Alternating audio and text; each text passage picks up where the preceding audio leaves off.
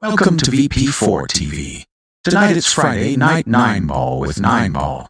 Don't forget to hit that like button and bell for notifications.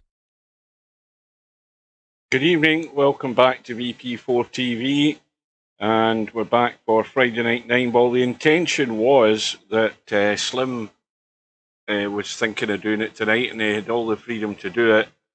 But he sent me a message earlier on today. I think he's not feeling well. But he thought also that he might be playing Bankster tonight in the 10-Ball Virtual World Championships.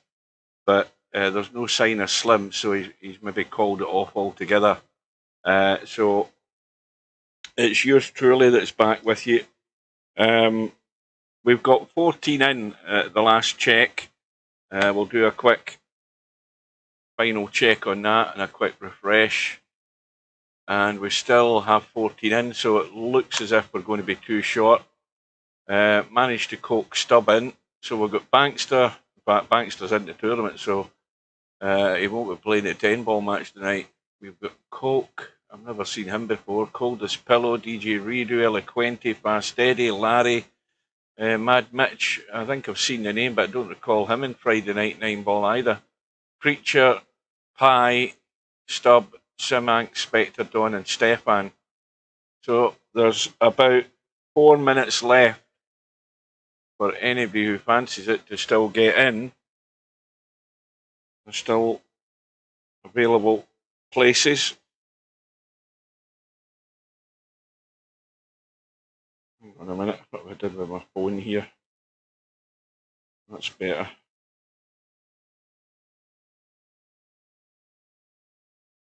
Welcome to Semi-Pro. I hope you can hear me loud and clear. You'll let me know if you can.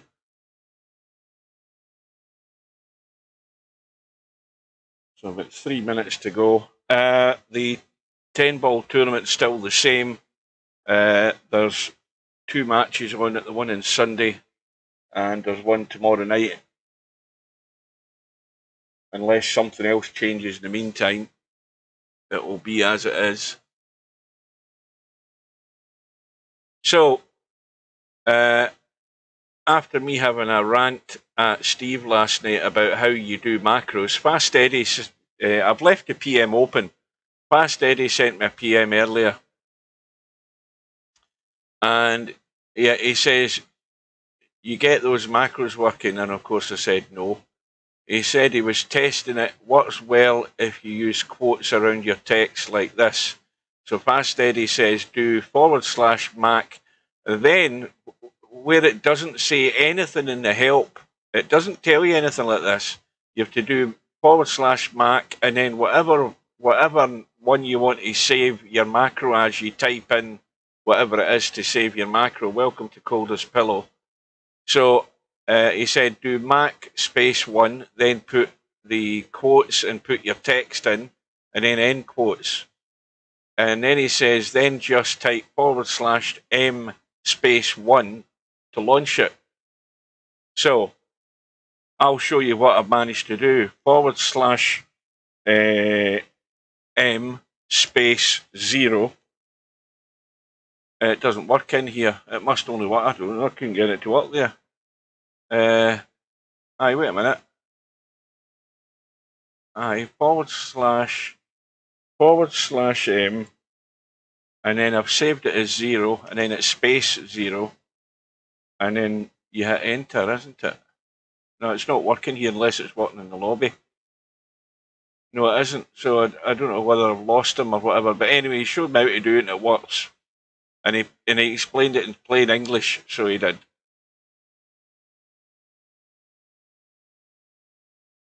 And it works fine. So Steve needs to update that help thing. Welcome to Wit.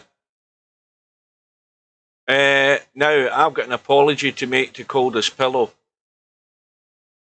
Just for saving you typing out text all the time. My apology is that last night when I was talking about the... what was the hell I was talking about? I was talking about the snooker tournament that's on at the moment, and I was saying it was a best of 4. Well, it was the best of 4, but I hadn't realised that they were down to like the quarterfinals last night, which I stand corrected. Coldest Pillow was correct in what he typed in the chat. He said it was the best of 9, and I realised that when I saw it last night when the stream finished. I realised it was showing up best of 5. Best of 9. So my apologies. Right, how are we doing here with this damn thing? Right, well, the room should be going up. Let's have a final look, because this bracket is bound to be going live, and it is active. So it says we've got 2 spots available, so 14 in, so there'll be a couple of buys. We've got Eloquenti and Bankster, Larry and Simanx, Spectre Dawn with a buy, DJ Redo Fast Eddie, Pie against Preacher, Stefan against... No, there's the match we're going into. Stefan against Real Poland Power, Mad Mitch with a buy, Coke against Coldest Pillow. So the match we're going into is Stefan. I wonder if Stefan's here. Is he in the lobby? I didn't notice him. Oh, there he is. He's in away mode. So room should... In fact, they're a bit late in going up. That's well past a minute. Don't tell me we've got a major problem here.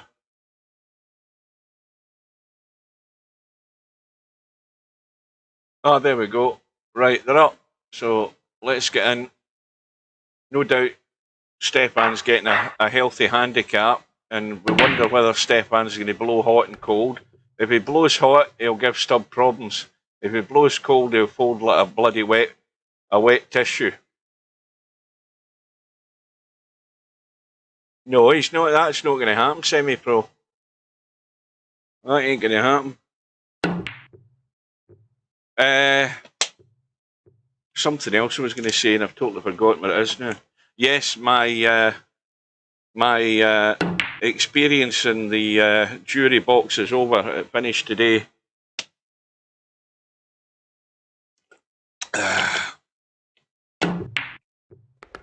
It's all done and dusted, thank God. Not guilty. By 13-2. We've got 15 in a Scottish jury, which is something I didn't know about. We had 13 not guilty, 2 not proven, which is a Scottish thing. You don't get that in English law. There's no such thing as not proven. Welcome to Simanx. I'm not saying anything other than not guilty. Right, so this is going to be short-lived if Stefan doesn't wake himself up. Or is he giving Stubb the Stubb treatment? No, you still can't say anything.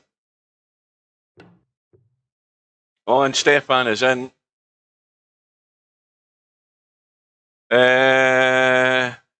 Well, that depends how much you know, semi-pro. Don't say it in the chat.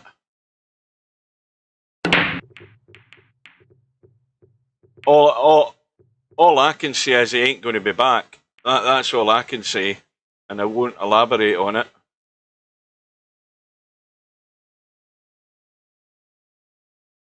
So, Stefan, he's getting a 6 ball, which is very good.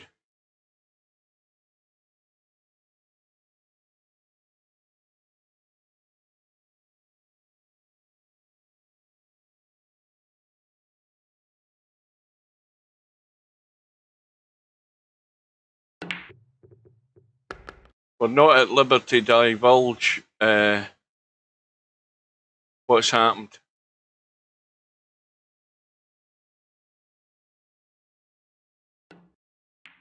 Well, at least I'm certainly not.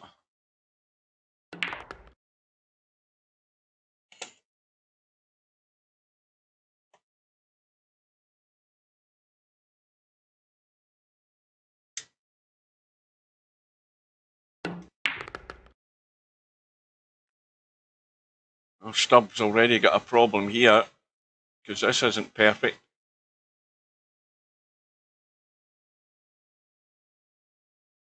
Well, what's he doing? Is he doing the big spin? Yeah, that was never going to work. So Stefan, get ready to pounce.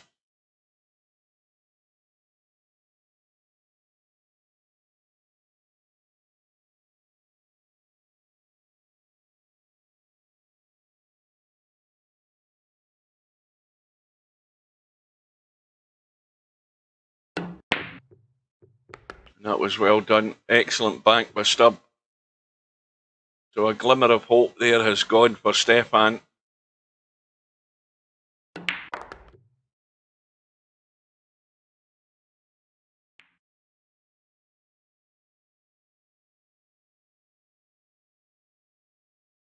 By the way, I took a not a screenshot, I took a photo on my phone of that PM that Fast Eddie sent me, so I don't need to remember it.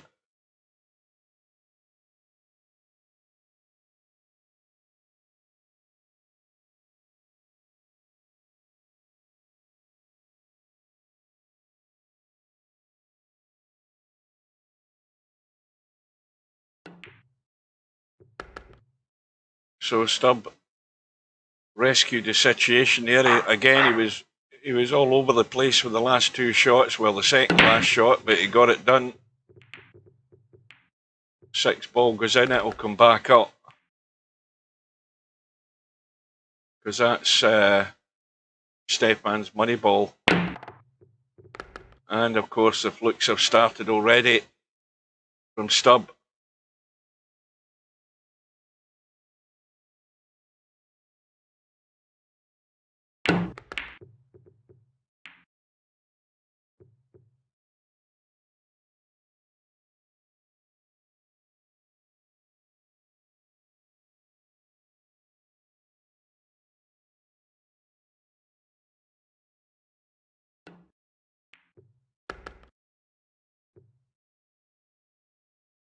Well, Stefan just has to bide his time, and above all, he's going to get an opportunity sooner or later, you'd expect. It's a question of whether he's up to it.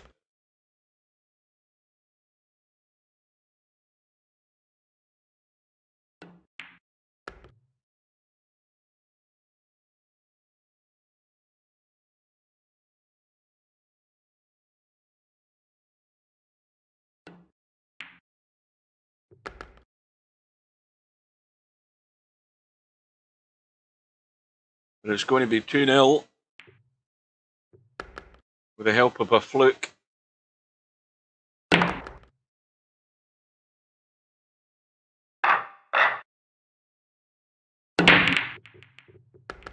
Eight ball, or what was it? Was that the 8 ball or was it the 4? And the 5's gone as well. And he's on the 1. Now this 3 ball is, well, if you're really good on it, you can drop that in. This isn't really good on it where he is, but he'll probably play this 2 off the 3. I mean, that would be the shot. You've got to be unlucky not to have a shot in the 3 after it, but that's what he should be doing. But he's hit it clean, so there's no way he's getting that, especially now that the 7 ball has locked it up.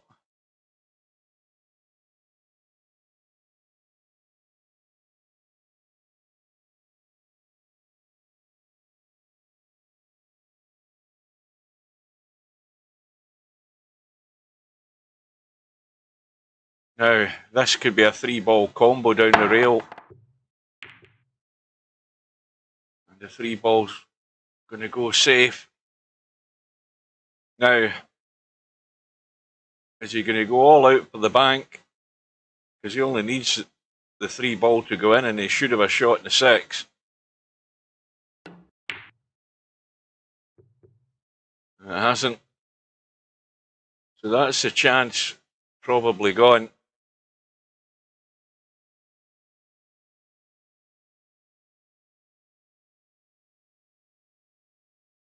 So I've had to put myself in the team for tomorrow night. Oh, well, there we go. Commentator's curse. So you need to go up and have a look at this 3 ball, Stefan. So I've put myself in the team as much as I don't want to be in the team. Tam's sent me a message today. He's got a wrist injury.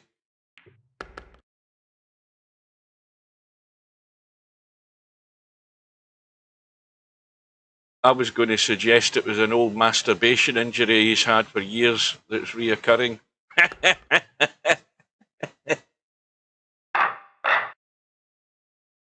or too much of the other.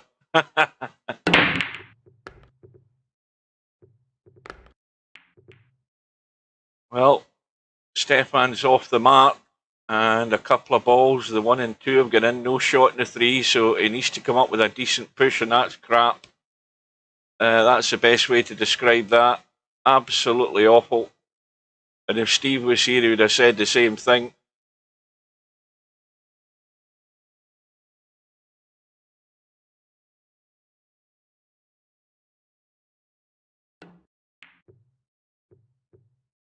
But Stubb doesn't get it, so Stefan's get off the hook here, and he needs to make the most of this. Now, this is just chip it in and come back out for that 4, and that wasn't exactly great either, because he had the wrong spin in the cue ball for a start, and now he's running into land that he doesn't want to be running into, and that's not going to get there, and that's even worse. That's even worse than the push out. His bottle's gone. It's just, dinked it in and held the cue ball, and he even ended up hooked in the 5. I mean, that was the worst shot of the night right there.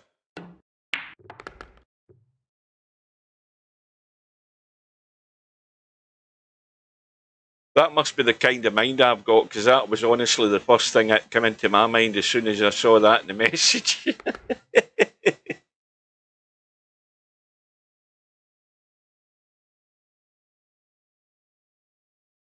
Go into YouTube and go to Kevin Bloody Wilson, or search for Kevin Bloody Wilson. He's got a song that I'm giving up wanking tomorrow. It's bloody funny.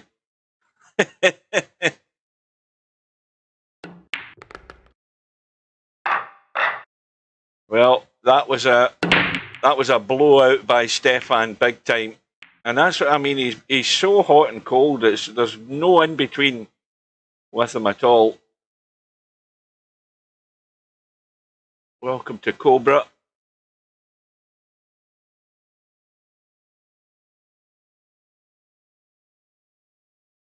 So we've got 14 in tonight, 2 short.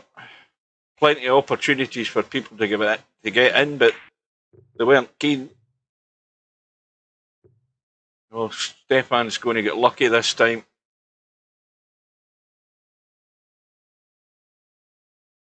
Stubb will try the crossover bank. No, he's not. He's trying to run for cover. There's an attempt at a sensible shot for once.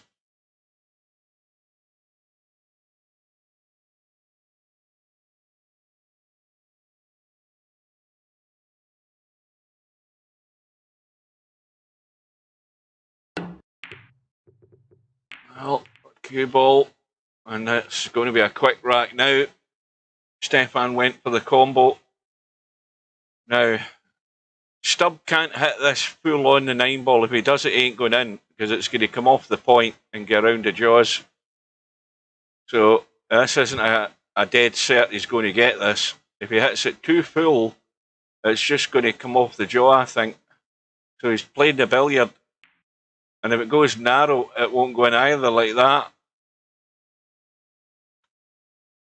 Now, well, Stefan can't draw into the 9, I don't think, because he wants to run away. He's going to try it, though. Yeah, he won't take a telling. I mean, you can tell the angle he wasn't going to get there. Commentator's eye never lies.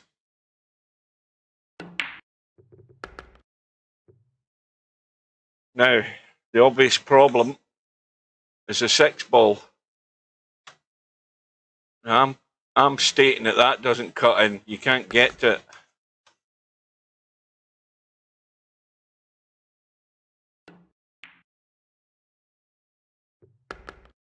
But it doesn't matter, because it's a 4-line combo. I forgot all about it.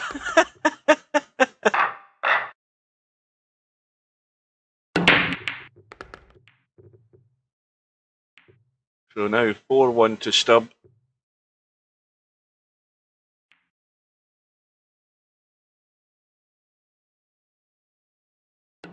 3 ball goes, I think. I think it pretty much does. I don't think there's any doubt of that. Yeah, it's clean. But the 2-4 combo isn't set.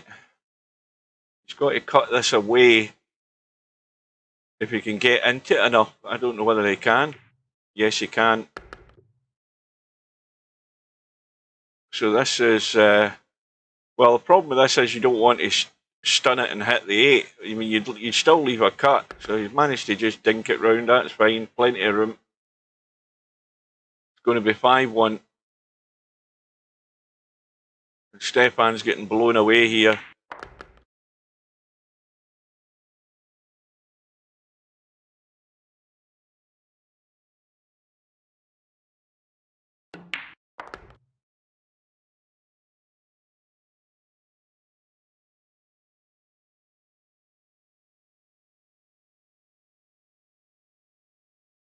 Well, Coldest Pillow can tell us how good this Coke guy is, unless he was running with a handful of handicap. Let's have a quick look.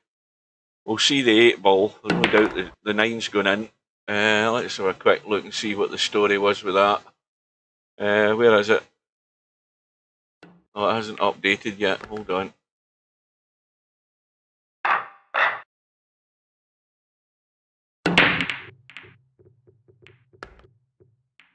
In fact, I can't even see the bloody match, and I'm looking at the thing. Right down the bottom there. So Cope was getting the 5 ball, which is lethal. And where's this Cope guy from? Has anybody found out?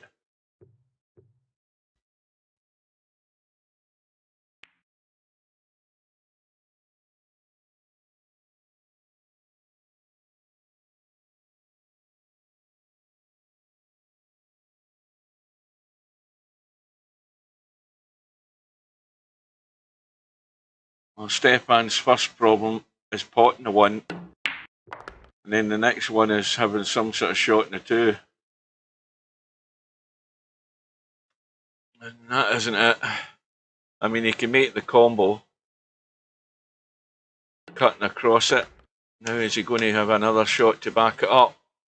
Well, he's got a choice here. He can go for the combo in the 6, or he can play the 2 into the half 9 ball for the 2 to go in off the 9. He's played the combo. Everyone's running loose. And he can still cut. No, tell a lie, that was a 9, wasn't it? What the hell am I talking about? I'm half asleep here already.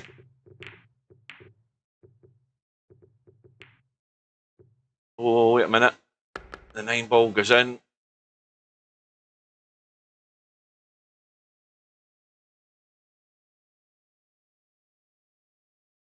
Last week it was Eddie Aga. Was that who you played last week?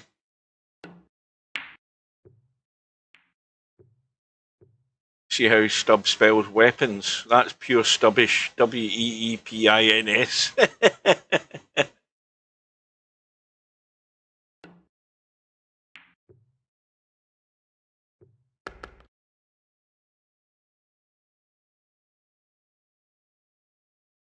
Well, you'd expect him to be in the hill after this visit.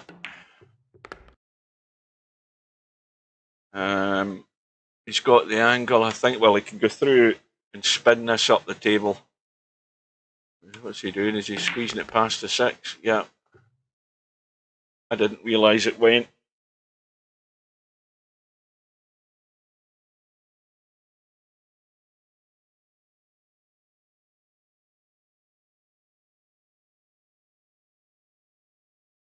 Well, he really just needs to dab this back a little if he can off the point and have a cut in the 5.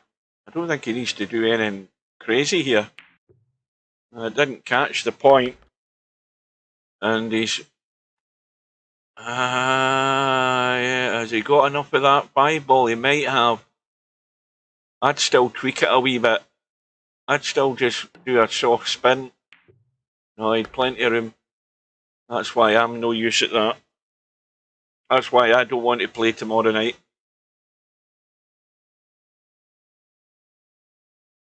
Or tomorrow late afternoon, depending how you look at it.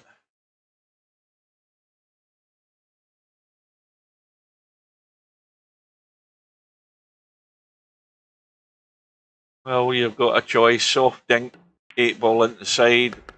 Go straight, 8 ball up the table. Little roll through.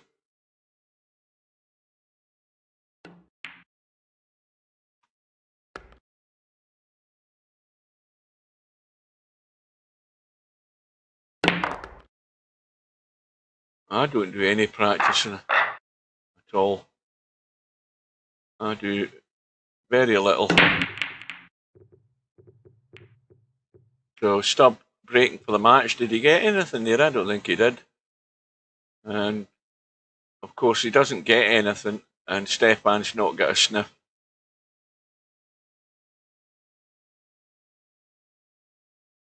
Now, he's just done a crap push earlier on. And, well, he should be stuck in the 4 here if Stubb can control his mouse. But he's not doing it. Oh, in fact, it cuts. It actually cut that one ball. He overcut it. Right, well, got to get this first one out of the way and then see how things go. This is no good unless it bounces. It's fine. So, he's still not under control here. And that's no good, I'm afraid. Has he escaped? Well, he's certainly not got enough now to pot that too.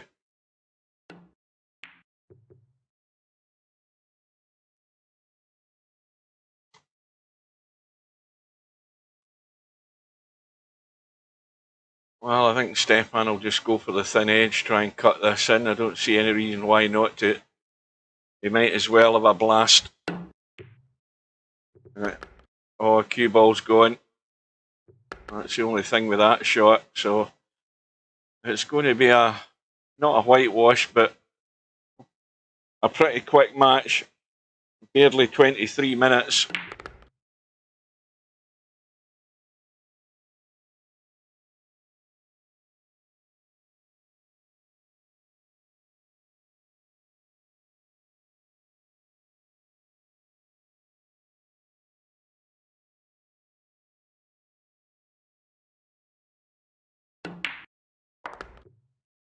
Well, it's bedhead territory, this 5 ball. It's not really ideal. He's going the other way. And he's going to finish right on top of the 6 ball going this way if he's running it. Well, would you believe it? Oh no, that was a cue ball, and I thought it was a bloody 9 ball. So Stubb letting loose again, and he pays the price again because of it. Stefan gets another gift. I don't think you'll see much. Don't build your hopes up, Coldest Pillow. You'll not see much smoking tomorrow night from me.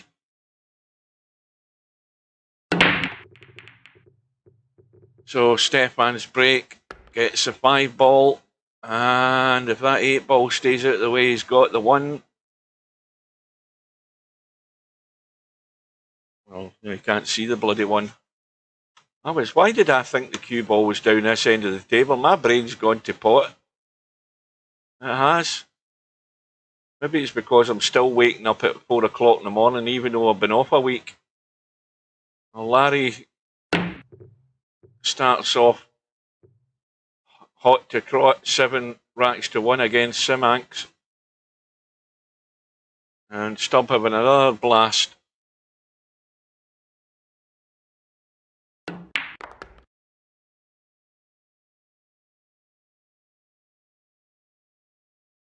So 2 ball is fine.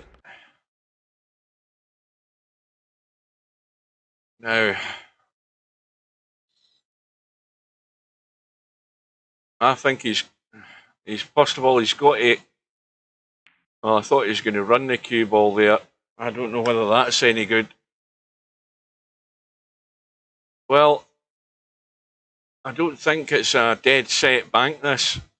The angle he's sitting at. I'm not convinced it is. Stubb will know better than I do. In fact, Stubb, I think, also agrees with me because he's ducking for cover here.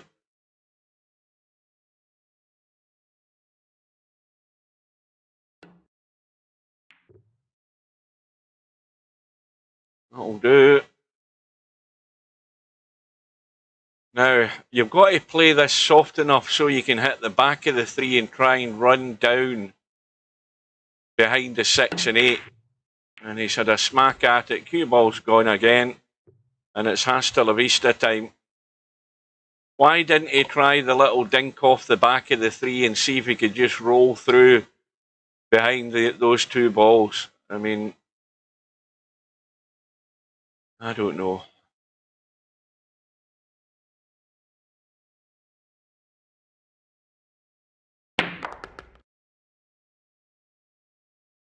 I don't know. Well, this isn't exactly perfect, is it? He's going for the up and down again here, Stubb. He's giving it a blast.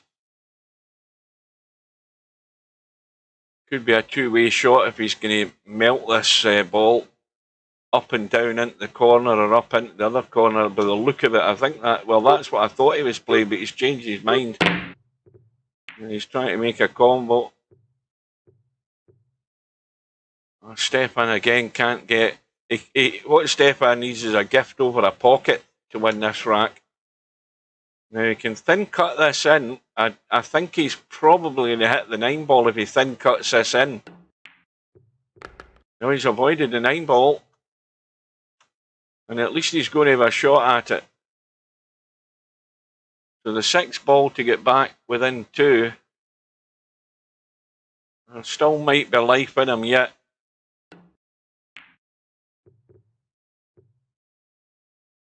And at least Stubbs going to have to make this. And this is far better for the bank now.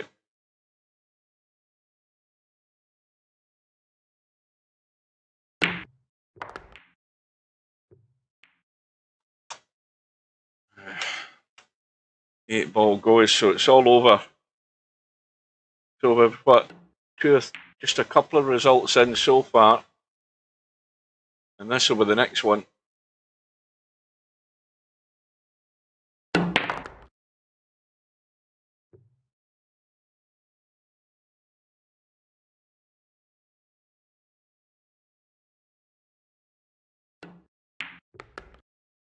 So Stubb goes through. Stefan, now, when this usually happens to Stefan, he doesn't hang around a while. He's usually blitzed in the one-loss side as well. We'll see if he hangs in there.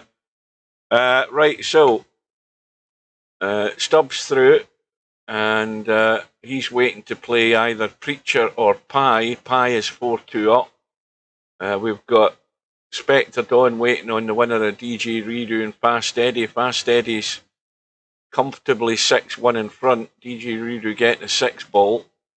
Larry's waiting on the winner of Bankster and Eloquente. Now that, we'll jump in and catch the end of that if I can get in it.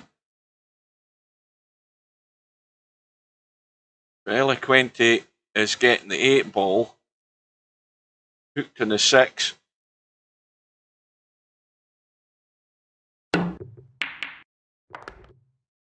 Oh, would you believe it? There we go. The old fluke on the 9. Cue ball still spinning.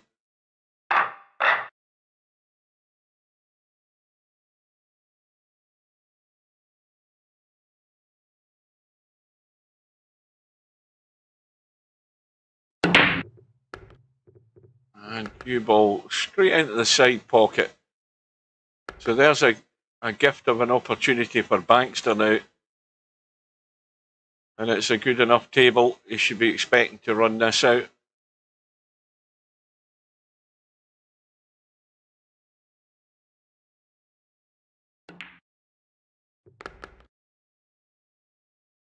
And already he's gone outward.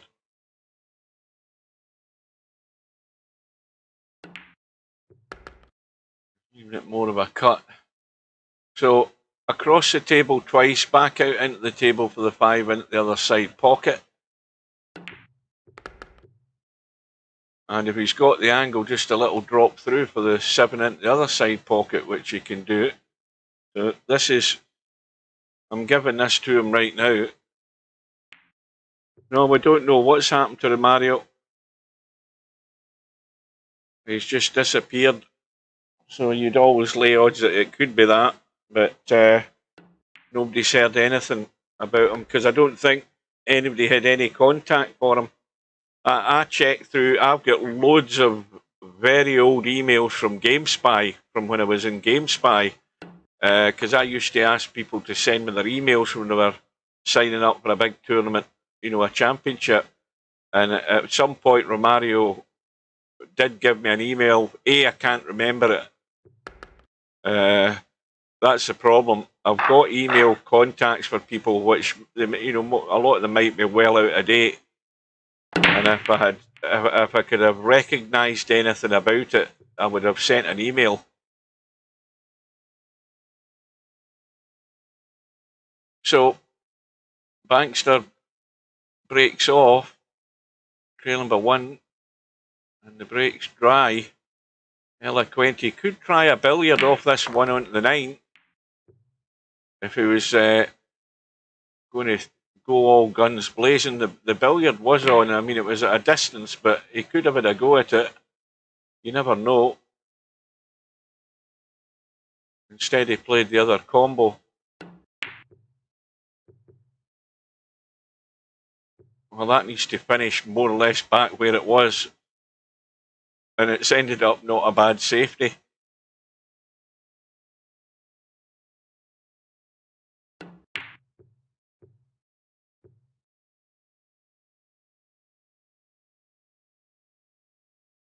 That's not done any harm either, I don't think. I mean, there's not a lot available here. And that's just as safe.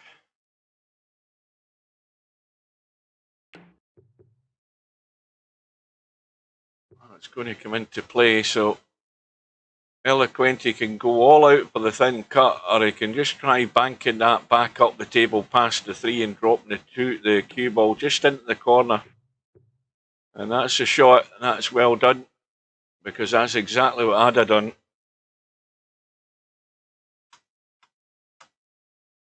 Now, he hasn't cut off the rail, though. And Bankster gets a hit, so Eloquenti has a chance to win the match. So he needs to get to the 6 ball. Not the 6 ball, the 8 ball.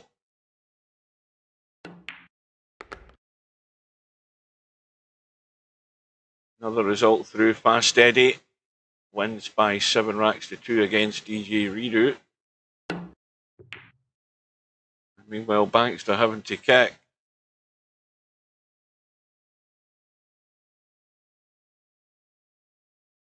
Well, again, I think Eloquenti should be having a go at this. He's going to, again, unlucky if he's not going to be on the 3. Well, I wouldn't have hit it as hard as that. And again, he's got a good roll.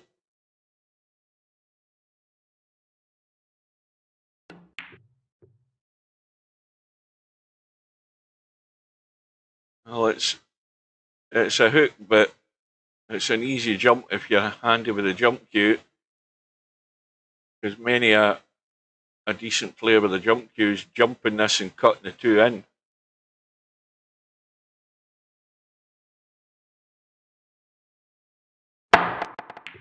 Just, it wasn't a bad effort. Now, how's the luck this time? Well, it is bedhead territory, but it's definitely not a bank, or it's very tight for the bank, put it that way. Oh dear.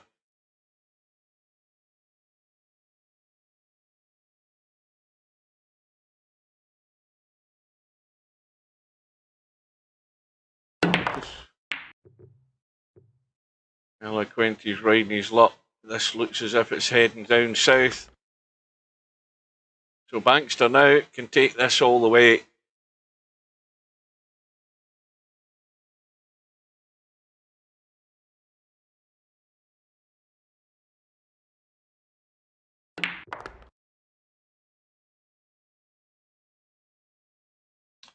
So it's all about getting on the 6 ball, because if he gets on the 6 ball decent, then the 7 ball will follow. Loads of room past the 8. So this is the one that's going to clinch the rack. So he just needs to roll this in, let the cue ball come out off that rail into a decent line in the 7. Anything but straight. Well, he's got a slight angle, so as long as he can stun this clean, he's good. On the 8.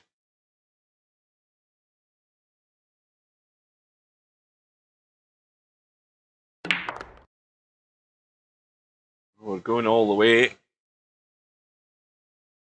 Bankster breaking. So he's going to have the advantage. Just a question of whether he's going to get a decent break this time round.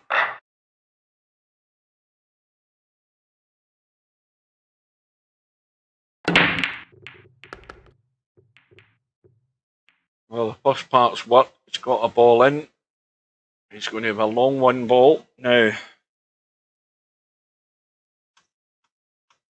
I think, see if he rolls through a little bit. He's got a very easy billiard.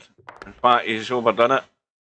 He stunned it and stunned across the 5. If he'd stunned into the 5, he'd have been perfect for the little billiard onto the 7.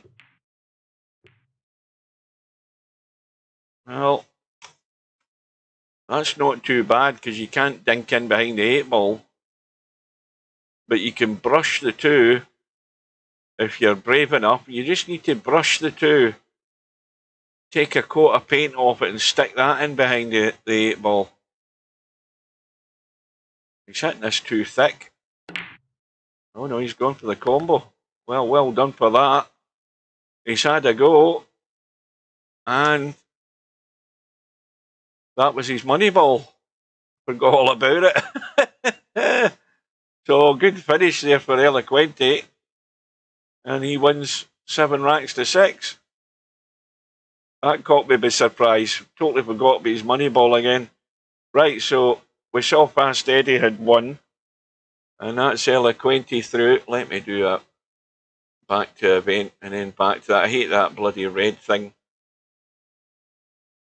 Let's have a look at where we are now. So we've got Eloquente now playing Larry. Eloquente getting the 6 ball. Spectre Dawn up and against Fast Eddie. That's just about to start. That's where we're heading. We've got Stubbs still waiting on a winner of this match with Pie and Preacher. And they've already been playing 40 minutes. And Mad Mitch is 5-0 down against Coke. So we'll go in and, once we can get in the room, we'll get in from the lobby. And we'll join Spectre Dawn and Fast Eddie. Spectre Dawn's in, Fast Eddie's hanging about.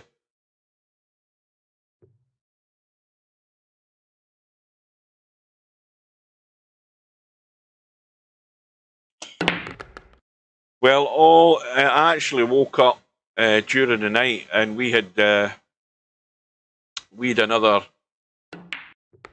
I don't know, half an inch of snow during the night. But that was really the beginning. We never really we had no snow on the ground. We had a sprinkle the other day, but we had some last night, but that was all gone within a few hours in the morning, because now the milder weather set in and we've got heavy rain and wind moving in, and it's going to be a lot milder from here on in.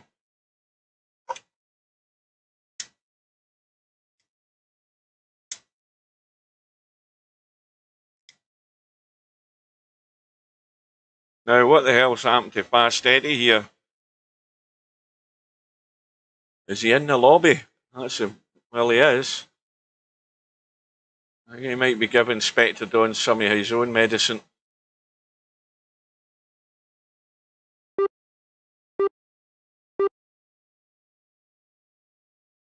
Well, I don't know how long the room's been up. It can't have been up that long, but fast steady, if he's in front of his PC, he's getting the audible alert to let him know the room is up.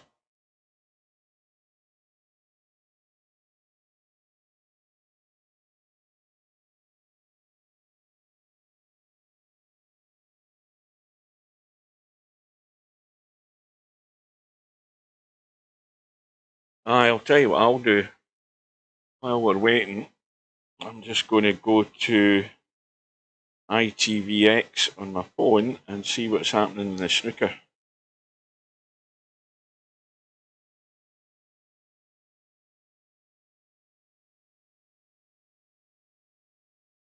Well, maybe Fast Steady's got called away. Right, where are we? The snooker's on ITV3 tonight because the darts are on.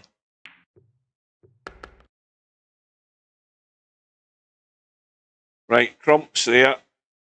And he's already 2-0 up against Cao Zhu Peng, I think that's his name. He's about to be 3-0 up.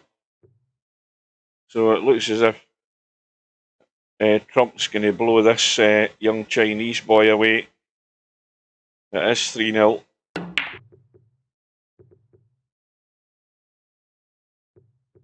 Oh no, this is a best of 11 frames. This is a semi-final tonight. Well, it might not be lasting that long, that match. Right, well, Eddie's in. Thank God for that. Oh, wait a minute, he says needs 5 more minutes. Oh, he's got a roofer. Expected on lags off anyway.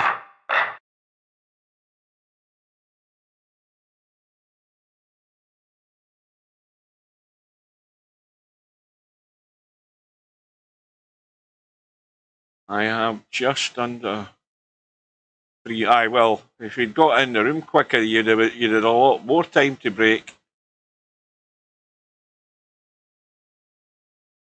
I don't know what the hell's happening.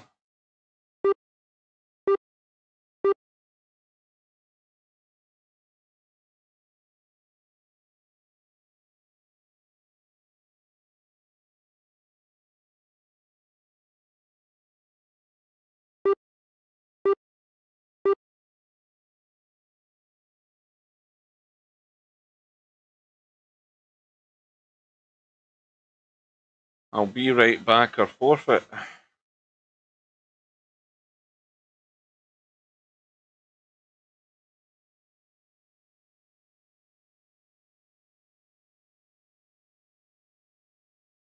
Right, well, no point in hanging around in here. I think what we'll do is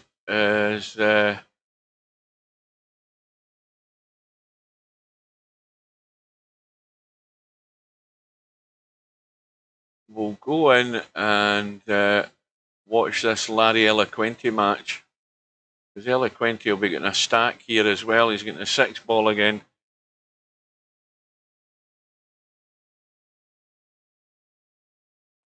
So it looks as if Fast Eddie's going to be forfeiting. If he's got workers at the house.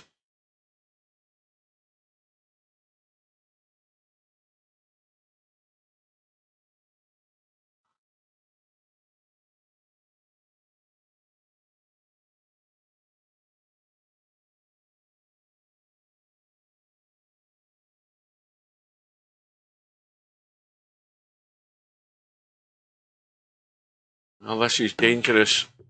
Dangerous because the balls are all sitting wide open. And, well, the shot's there for the 3 and the 4. The 6 ball's the problem.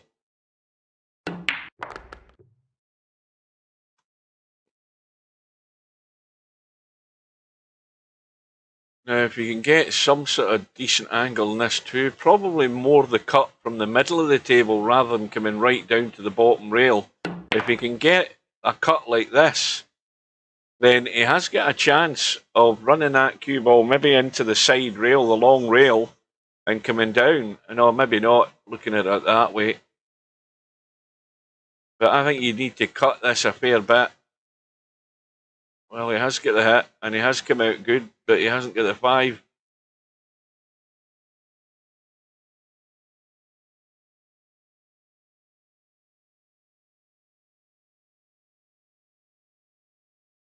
Now this is quite tough. He's got to ram this cue ball, and he's done it. And he's came up good. Quite look at the 9 ball. 9 ball isn't frozen.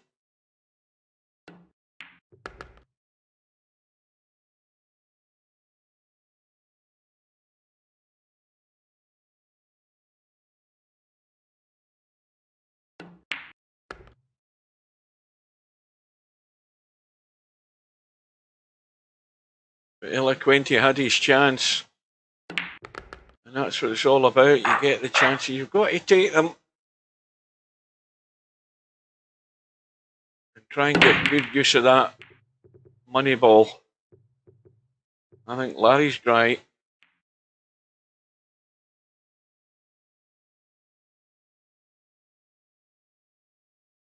No, well, he's got to stop this cue ball running way into the table if he's coming around the corner behind the 7. And that's well done. I think he might have checked that a wee bit. So now, what have we got here? Well, that 3 ball does go. And he's going along the sort of hit and hope tactic here, and that ain't going to work.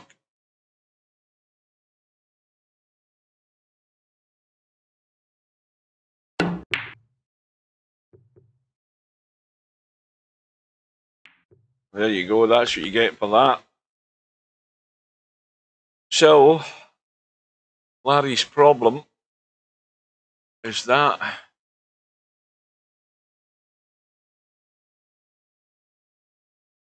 and it's a bigger problem because of where he is in the 3 ball. But he's just going to play into a good line, and that's going to give him a perfect opportunity for the combo. He's got to watch how much he's cutting this for. Cutting it right, and he's got it. I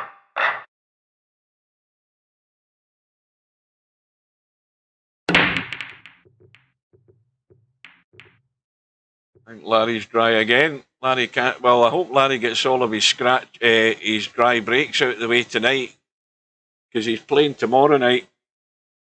And Stubb goes through by forfeit. So he's had a comfortable first match. He's had no second match.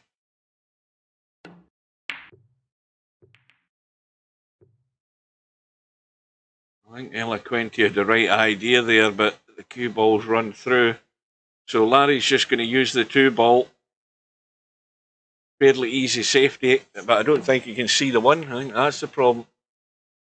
I thought he could see an edge of that 1 ball. So here's your chance, Eloquenti. Just drop this 1 ball in. You don't need to slam it in, you just need to drop it in. Now, he's bolt straight in the 2.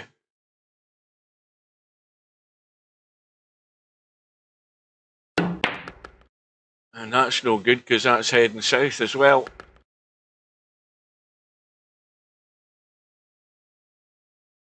Of course, with this table, with ball in hand, Larry has got no excuse.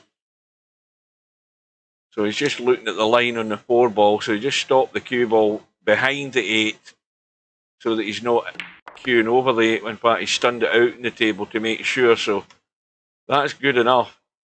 Although he might have actually gone just a wee bit more than he would have liked. So everything's good.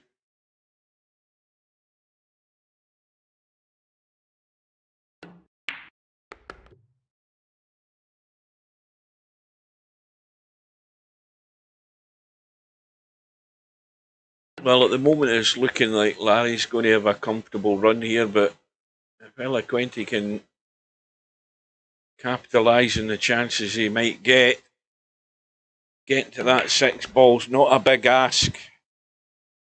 What's Larry done here? Oh, he's dicing with death there.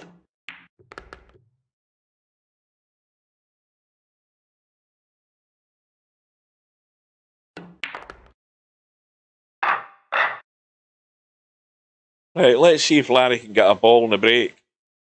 I don't think I've seen him get one in the match so far. Well, he's got two this time. But no shot. Well, you just push up the table, leave the edge of the one showing.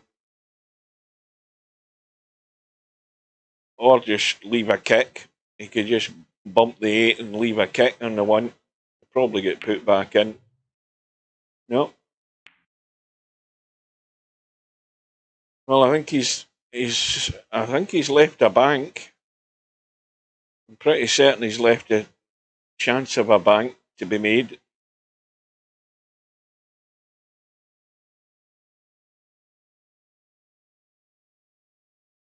Oh, aye, definitely. Yeah. Well, Larry put out the bait. Eloquenti took it. But he's not good on the 2.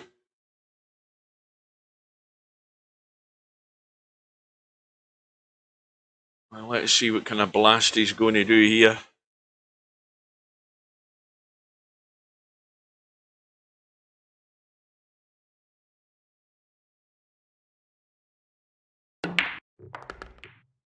Oh, that's unlucky this time. He had the right pace on it. Lances a 9 and scratches. So again, another table that Larry should be getting out. You know, if he leaves the nice little edge cut in that 5 or a stun up the rail, he'll be good in the 6 ball.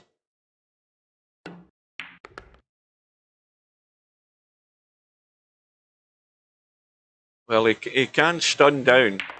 Yeah, but he hasn't stunned it enough. That's why he's took more of the rail too soon and he ends up on top of the 6. If he'd stunned it firmer so it went to the rail like there rather than there, he wouldn't have ended up there. He'd have ended up down there like that. He just didn't get into it as good as he would have liked to there. So again, it's a possible lifeline. But Larry's dealt with it.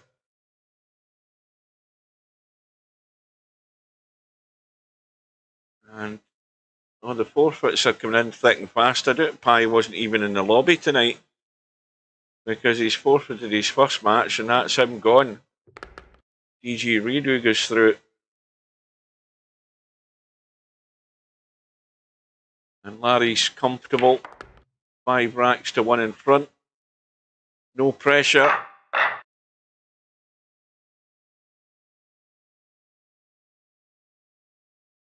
And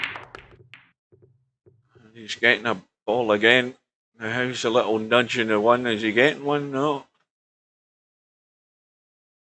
Now, I think the little roll through.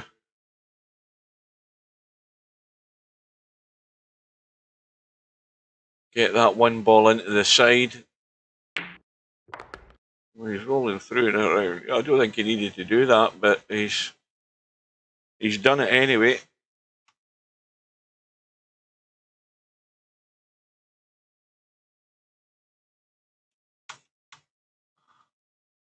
Now, 4 balls.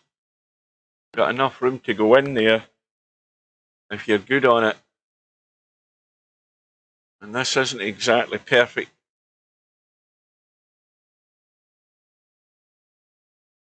He'll be in the vicinity, definitely, but the danger is the cut, and that's what's caught him out. So DJ Redo's got the same problem. Few balls not going in a great direction off this 3. You're going to have to dig into it. Avoid that 5, come across. Now this looks not bad. It's better than nothing at all.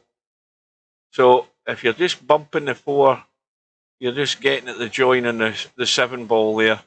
And that 4 ball should come back out for the other. He's hit it hard. Why has he hit it so hard? Why didn't he just play it so that it was cutting the 7 in and come? The 4 ball would have come back this way. Why do players not see that and just decide to give it a hammer? I mean, hammering the ball's not going to make a ball go in any better. Perfectly good opportunity there for Eloquenti, and he's just thrown it away. And meanwhile, Larry's got himself nowhere in the 5. So he might get another lifeline here. I mean, this is dodgy into the side.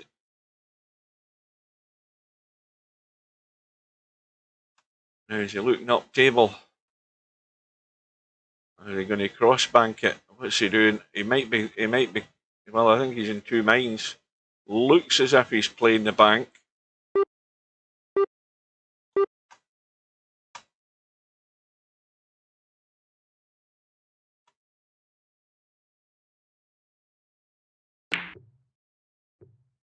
Oh, hang on a minute. Phase 2, the shot was playing the billiard onto the 9 and the 7. And it's all good. So up into the table high enough, and that's perfect.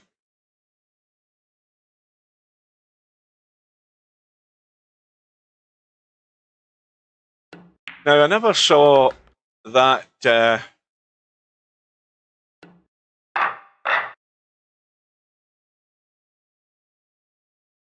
right, Spectre Dawn is 2-0 up. I think we'll bail out in this match. That match has started with Fast Eddie and Spectre Dawn, so we'll get back into this. And hopefully we're going to see a bit of a match.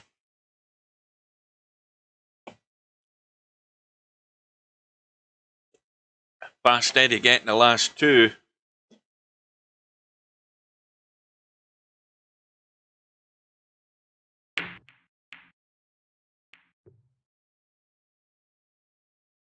Well, he'll take that.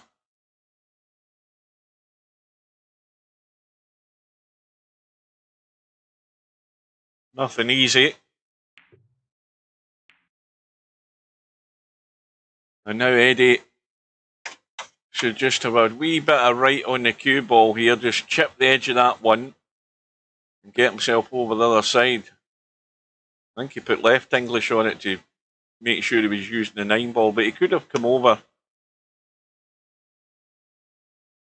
Mind you, I think that's probably the better idea, what he's just played there. Hold on a minute. He wasn't expecting that, though.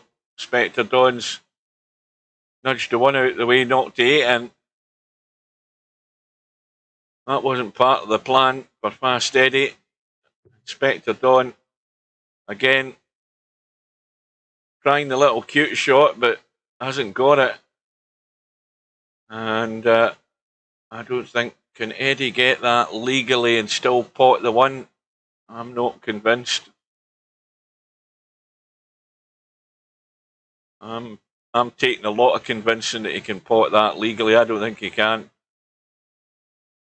I could be wrong again, of course. We'll soon find out. That looked good to me.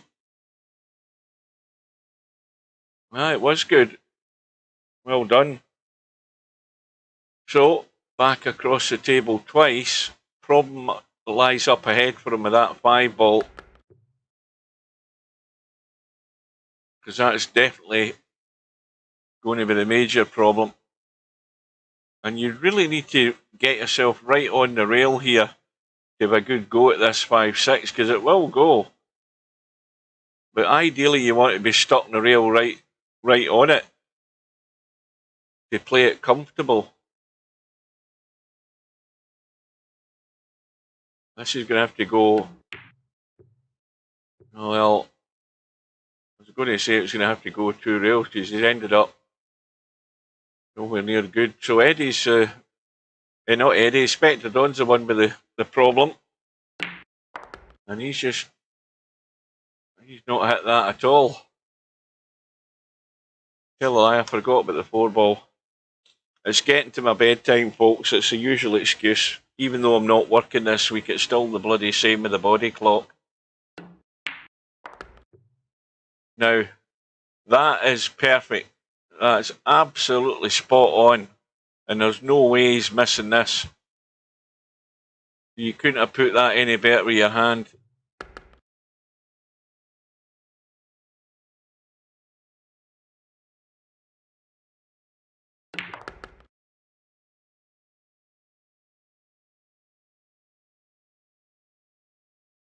And Stefan survives.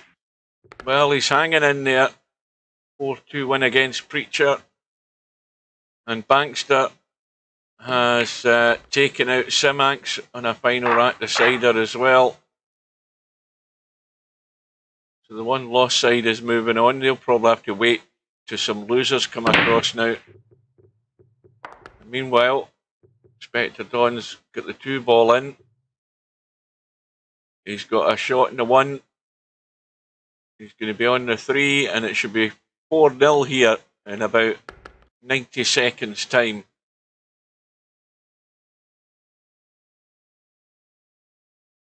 Another result, Larry's dealt with Eloquenti in the end comfortably, 7 racks to 2.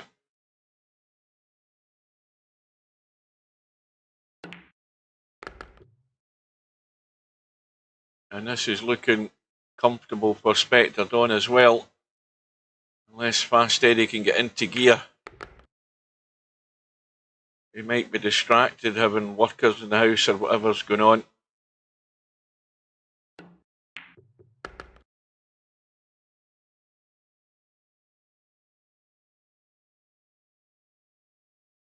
Well, that looks like the young Chinese boys finally won a frame against Judd Crump. Let's see what the score is now. What's that? 4-1 or something maybe?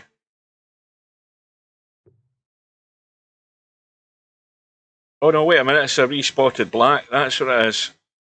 Referee's tossing a coin. So he hasn't won a frame yet. He's put Judd Crump in. It's still 3-0 to Crump, but Crump's having to play the black first.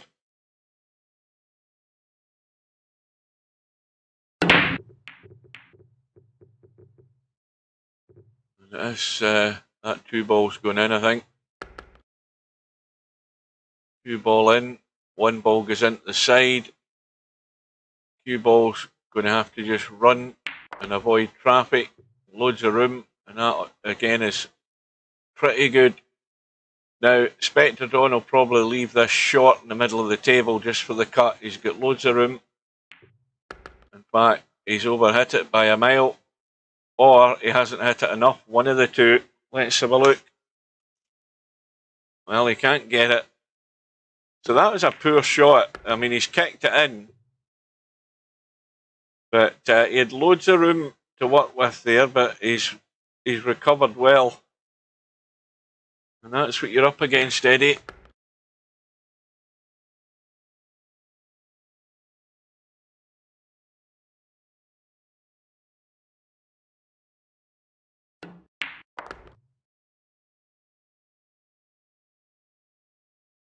So again, the cut, you just got to get a hold of the cue ball, I think. Does he want to get a hold of the cue ball? He does a bit, yeah. Just to adjust the path of the cue ball. And now this couldn't be simpler. Just a little dink in. I would always dab a little left on it just to bring it across. And that's what he's doing. So, is it going to be a whitewash for Spectre Don?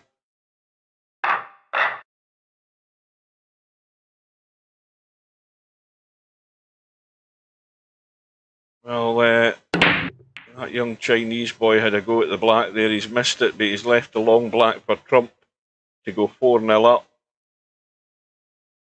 And Crump misses it as well. And it's going to be like a 9-foot black ball from corner to corner for Cao Zhu Peng. I think that's his name, to get off the mark. So meanwhile, Spectre Don broke off rack number 6. The break's dry. And I don't know that he's left any shot in this 1 ball either for Eddie.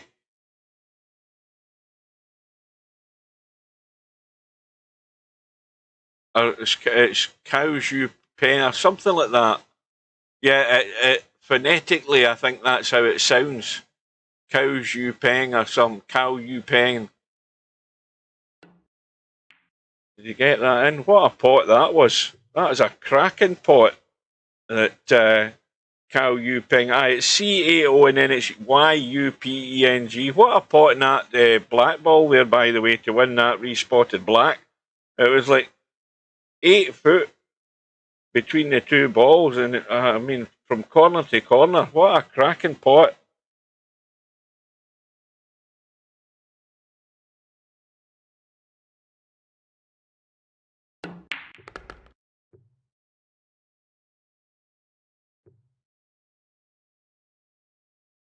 Well, Slim, since you told me that earlier in the message, I'm thinking, well, I don't see the match in the schedule.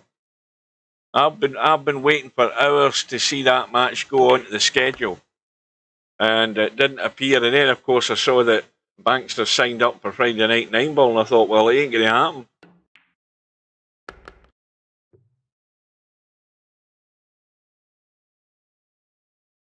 happen. Meanwhile, Spectre Don is trying to whitewash Fast Eddie here, and he's doing pretty well so far.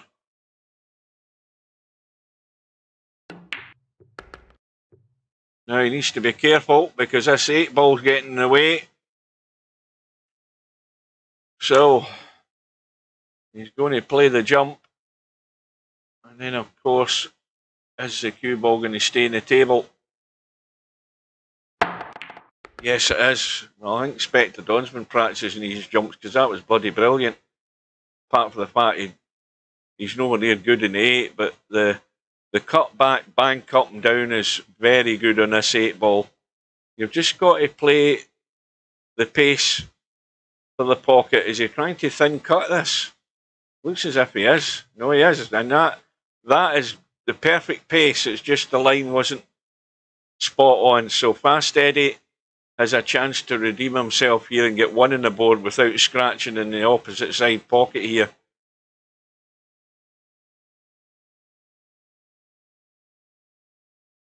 So he doesn't want to get into this cue ball too much to try and come up the table, because there's always a danger if you do chip this.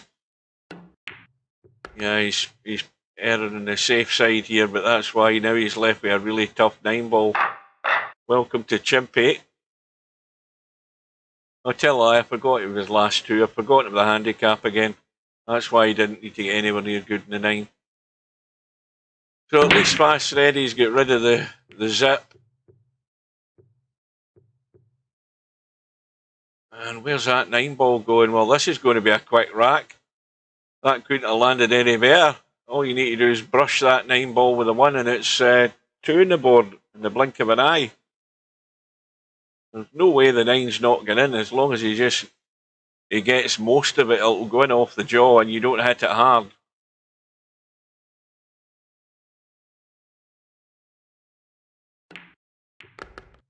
There we go. So suddenly the scoreboard looks a bit healthier. I'll just have a recline back in my seat here. My back's getting sore. My back's sore with sitting down for the bloody week in that jury, or in that courtroom. And now the bloody jury boxes, that jury box is far too cramped. You can't stretch your legs at all. You're sat down for hours on end. It's really uncomfortable. And my back's been sore all week because of it.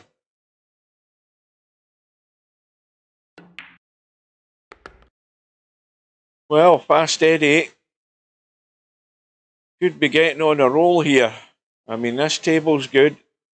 He just needs to not do anything numpty-ish behind this 6 ball. I mean, this is just dead weight. And he should still be behind the 6. Or at least come out into the gap. One of the two. But he can't go in between. And that'll do it.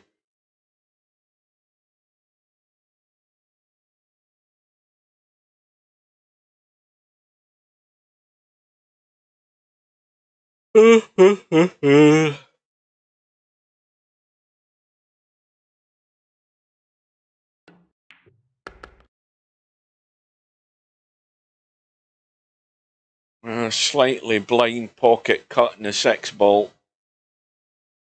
But if you play 9 ball that often, these are like not muscle memory but eye memory. I mean, you look at the 6 ball, you see the cut, you play it, and you start overthinking it like this. I always start to worry. This worries me when I see somebody like Fast Eddie, who has played a lot of 9 ball, hanging about doing this. But maybe the main reason was he was worried about getting the 7. In the end, he hasn't hit it to get there. So it's a good bank, and it will cut.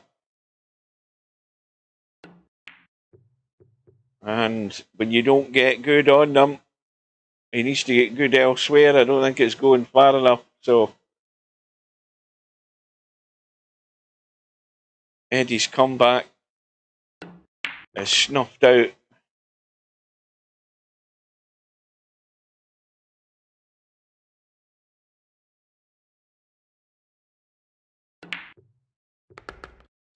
Did any of you hear one of Ronnie O'Sullivan's interview from his match yesterday? I mean, he's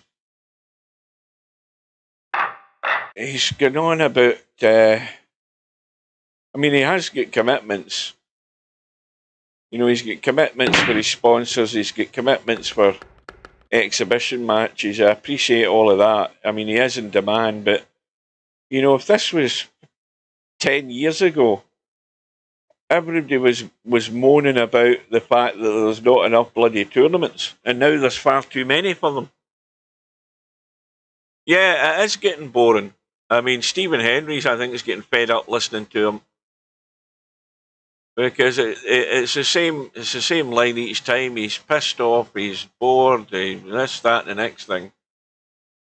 You know, if it really is genuine, then get yourself out of the game. Go away and jog.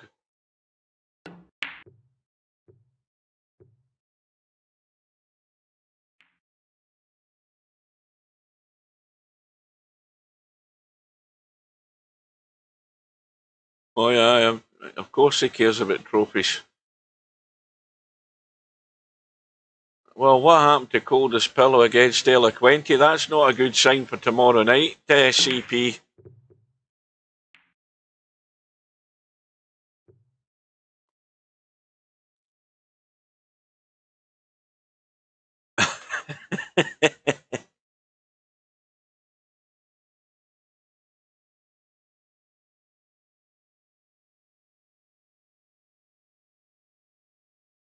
Well, Fast Eddie's, what is it they say in the States, between a rock and a hard place? I think that's the saying. So he needs to bend this off this bottom rail. He's got the hit, but he ain't getting the luck. So it's sayonara to the one lost side for Fast Eddie. And loads of results have come in, so this tournament's moving on. And we need an update.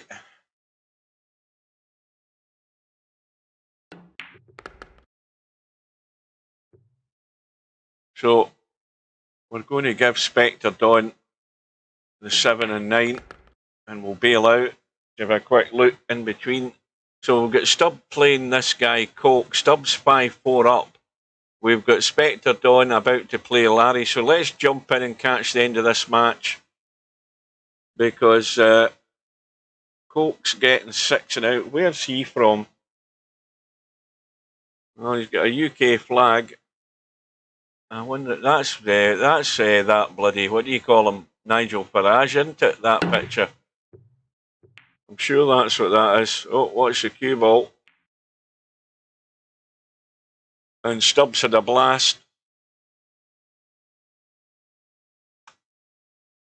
Oh, you'll get him started.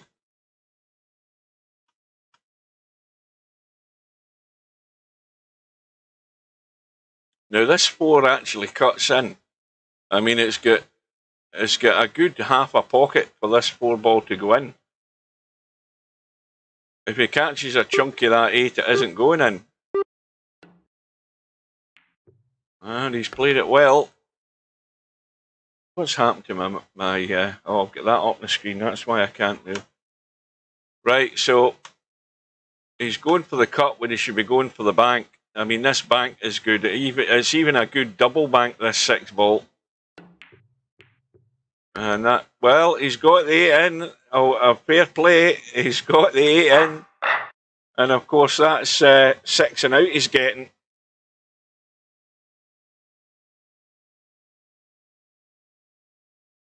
So Stubb is under a wee bit of pressure. And Coke has got a ball. I don't know that he's going to have a shot though, is he?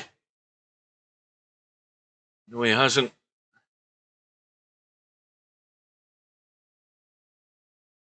So, is he going to come up with anything that's a decent push out, or is he trying to kick this? He's trying to kick this, which might not be a wise move. Oh, hang on a minute here. Is he? He didn't call push, so he's made a complete cock up there, and he's just went to hit the 3. Well, he might be quite a good player, but he's a bit of a numpty when he goes to play the 3 ball and forgets to call push out. That's all I'm saying.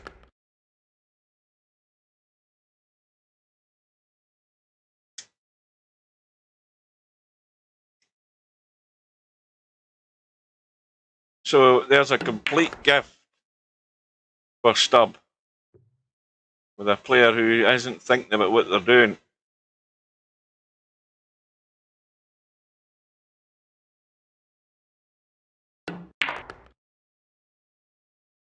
And this is not great either, where he stuck himself in this 6 ball. This is really wrapping up the pressure on himself doing this.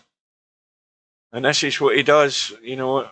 He's got good odds he'll get this in, but you can't keep potting these all night, I'm telling you. And that's what happens when you end up getting yourself completely out of shape.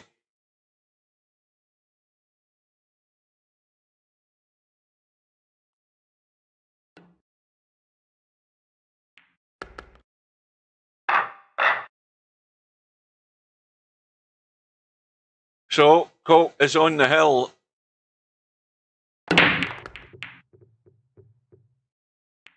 And I don't think he's going to be lucky here either. Now, he needs to remember to either call the push out. This is Colt without the ice.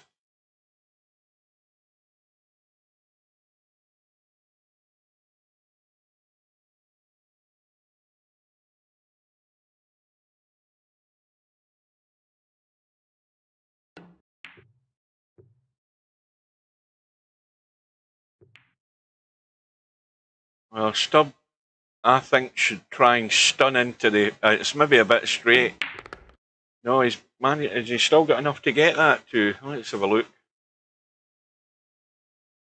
Well, it's tight. He's having to spin that into it to make the angle.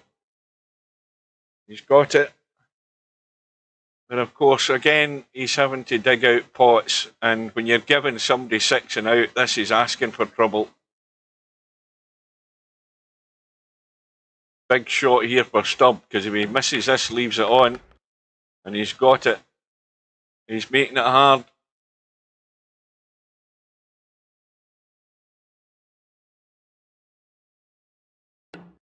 You know the one thing I haven't watched, and I've been meaning to watch it, that ITV drama about the post office thing. I've been meaning to watch it, and I still haven't had time. I haven't had time all week to watch it, but I'm definitely going to watch it. Now, well, he's got the cut. I mean, anywhere in the table, he's going to have a shot in the 8 ball. So we're going hill to hill here, it looks like it, folks. Let's see, that's just going to come around nice. Let's see how Stubbs' sphincter stands up to a final rat decider, given 6 and out.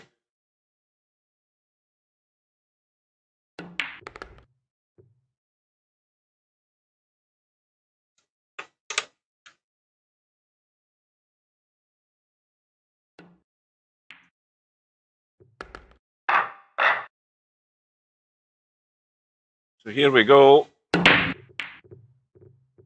Stubbs break, gives him the 2 ball.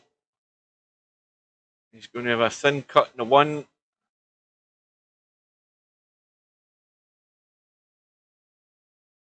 And he's spinning, presumably to get off that long rail on the left side above the 4. And come around top side of the 3. And that's pretty well done. But I think, let's have a look. Yeah, he's got to watch he doesn't do something silly here. I think he's making sure he's avoiding that.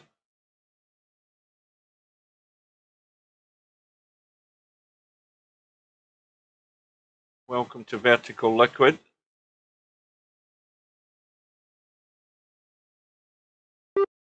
He's coming this side to expose the 4. But look at what's happening here. Hang on. Oh. He's walking a thin line.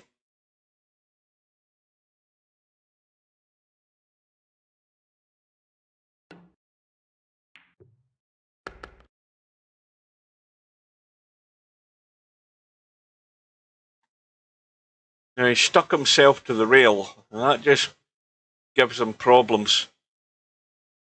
He might try and use the 9 here and come off the right side of the 9. If he catches the right side, he'll be reasonably good in the 6. Like that. Commentator's eye.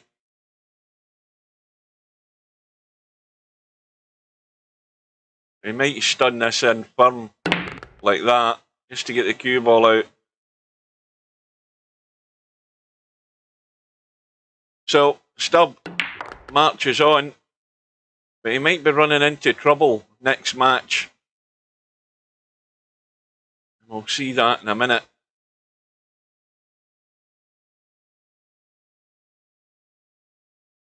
I'll just come up the left-hand side here because he's got the angle. Now, this shouldn't be any problem whatsoever.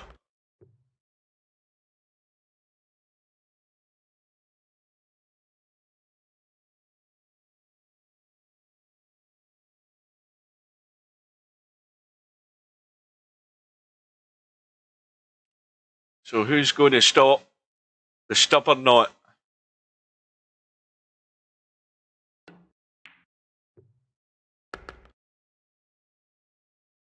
So final rack decider win for Stubb. So let's see how things shape up now, because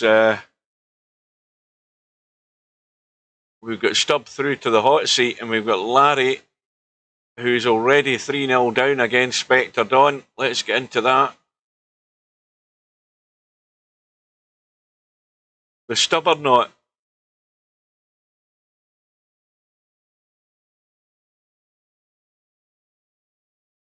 Right, in snooker you've got Judd Trump. They call him the Juddernaut at times. So we'll call Stubb the stubborn knot. And Larry 3-0 down. He's going to have to play a sweet one here to get on this 5, and that's well done. And now he can just come straight back and leave the little cut in the 6. And now, again, he's just stuck himself to the rail, but a bit of spin, help it across and down below this 7. The further it goes, the better. So he should be getting off the mark. Stubbs come in to annoy them.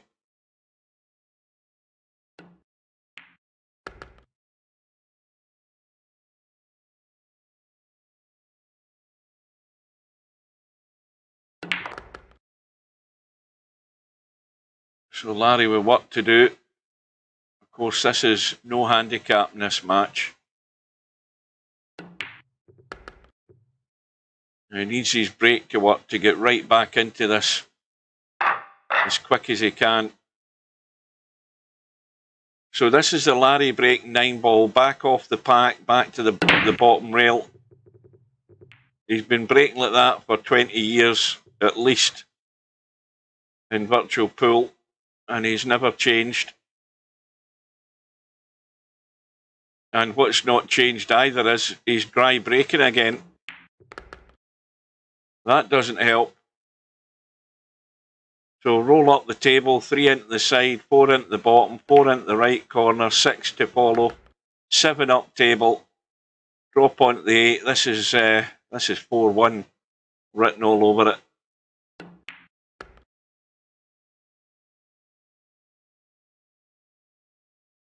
So again, the only thing he wants to make sure is that he's not interfering with the 9 ball, although it probably won't make any difference.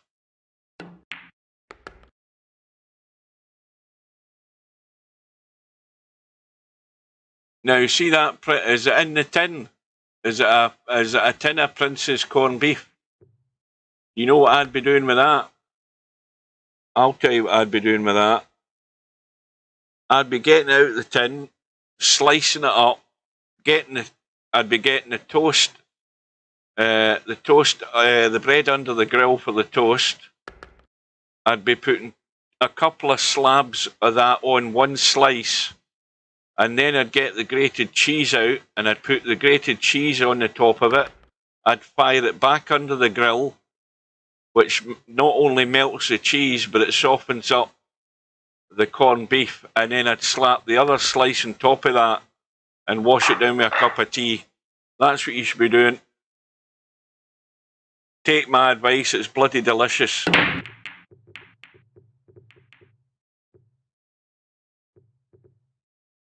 Yeah, get the cheese out, get the corned beef on the one slice of toasted bread, get the butter on it, of course. Yeah. All our corned beef comes in cans. Oh dear. Oh, he played the billiard. I got that wrong there. I thought he'd hit the wrong ball. I'm busy reading the chat and then looking back at the table. It's salted beef. That's basically what it is. Salted beef. I think that's what you guys probably call it. And all of our corned beef comes from Argentina. I think pretty much all of it. That's where the cheaper meat is. Yeah, you can get it in slices, yeah, but if you want to cut it yourself and get chunky bits of corned beef, then you get a tin. And then, as I say, you apply the cheese to it as well, stick it in toast. Lovely.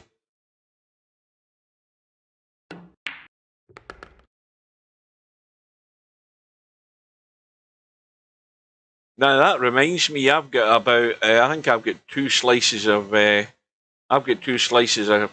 roast beef left in the fridge, and I'm going to have that in toast. I might have it tonight, by the way, because I'm getting a bit hungry.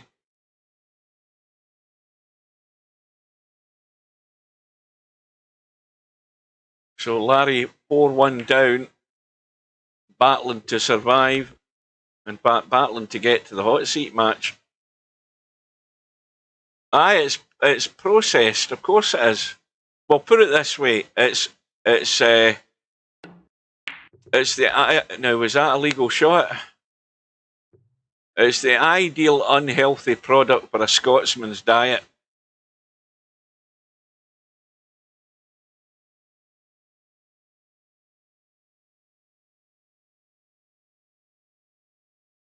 Well, bit of pressure on this for Larry. And he's got it. Back to within 2.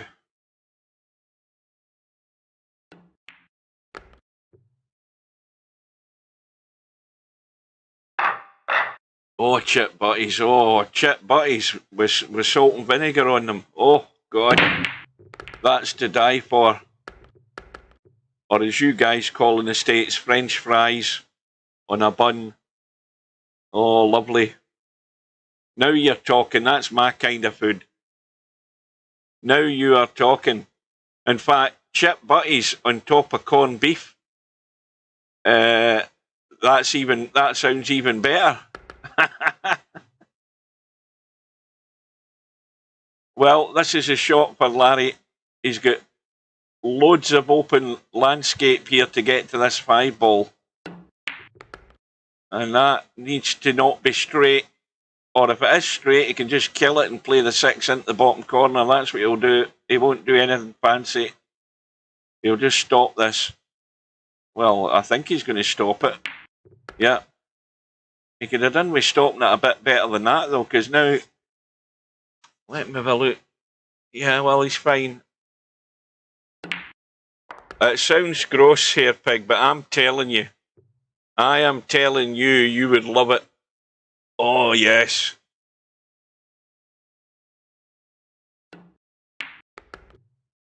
Oh, the British-style chippies you definitely need.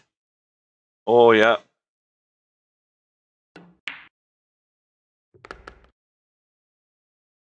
So, Larry is on the move. Back to within 1.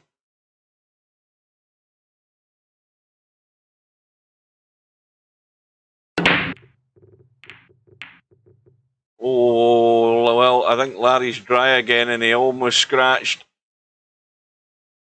And Spectre Dawn. Well, he can play this 1 up the table and get behind that 2 and 4, or he can go all out for the pot. He's got a choice.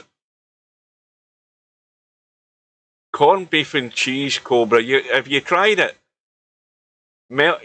Put the corned beef on the toast. You've got to toast the bread first. Butter it after it's toasted. Get your corned beef slices on. Get the cheese on top of that. Stick it back under the grill. It's bloody heaven and earth, so it is. Well, that's a great shot. Well controlled also.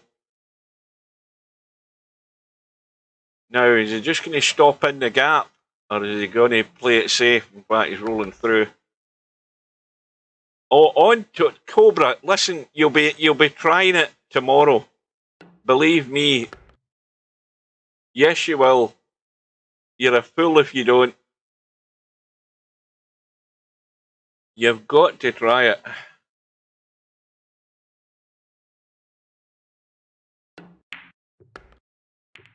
I mean, toast and beans.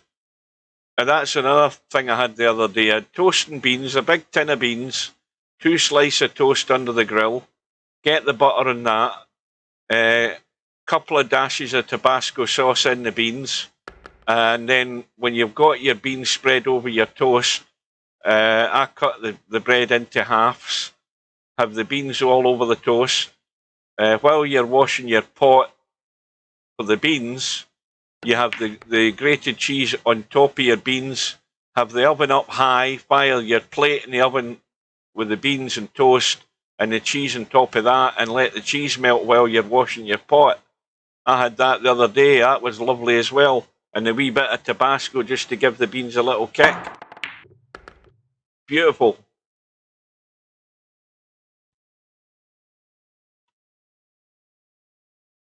Oh, it's got to be extra mature cheddar. The stronger the better. If you go to Tesco at the right time, you get. In fact, why are you talking in the room, Echo? Get into the stream. Go to YouTube and go to 9ball.com and YouTube, and you can come into the stream. Don't chat in the room. Well, you are in the streams, but come into the chat. What was I saying there? I've lost my train of thought there now that I'm on food. Spectre Dawn. Back to 2 racks in front, but with the break. Yeah, what was I talking about there? I was talking about toasting beans with Tabasco in the beans and cheese on top, fire it in the oven so the cheese melts all over the beans. Yeah, but the thing is that Tesco will do the David Stowe cheddar. If you can get the 24-month or the 36-month David Stowe cheddar, that rips the roof of your mouth off. That is strong cheddar cheese. That's even more lovely. Proper strong cheddar. None of this waxy candle wax mild cheddar bullshit. You don't want anything like that. You might as well melt a candle over your cheese doing that. You want proper stuff. Oh, aye, that is lovely. Cheese is great in a multitude of things you'd never think you would be you would like it. But corned beef and cheese, that's great. Well, it's probably from the same place, Mark. This comes down in the southwest England, and it's probably them that make the Cornish Cruncher. The Cornish Cruncher from Marks and Spencers is where I first had good strong cheese, and that is lovely. The Cornish Cruncher. If you like a good strong cheese, get that. But if you can't get it, and Tesco's got the Davidstow cheddar on offer, get it, because it's just as bloody good. I could sit and eat a whole pack of that on toast. Well, Bankster has gone home. DJ Redo's taking him out in the final rack. And meanwhile, Larry's still battling here. He's going to be coming into this 5-ball, but he wants to come off it, but he's stuck to the rail again.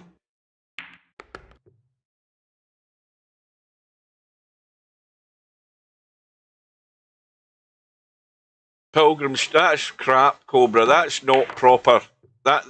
See on the Richter scale of cheeses. On a Richter scale of cheeses, that's a 4. If it's lucky, it's a 4. But Cornish Cruncher out of Marks and Spencers or Davidstow 36 months out of Tesco, that's like a 6 on a Richter scale of cheeses. That's a serious contender. Anything extra mature out of Tesco's is garbage compared to those ones. I love a good strong cheddar cheese. And meanwhile, Larry's still in it.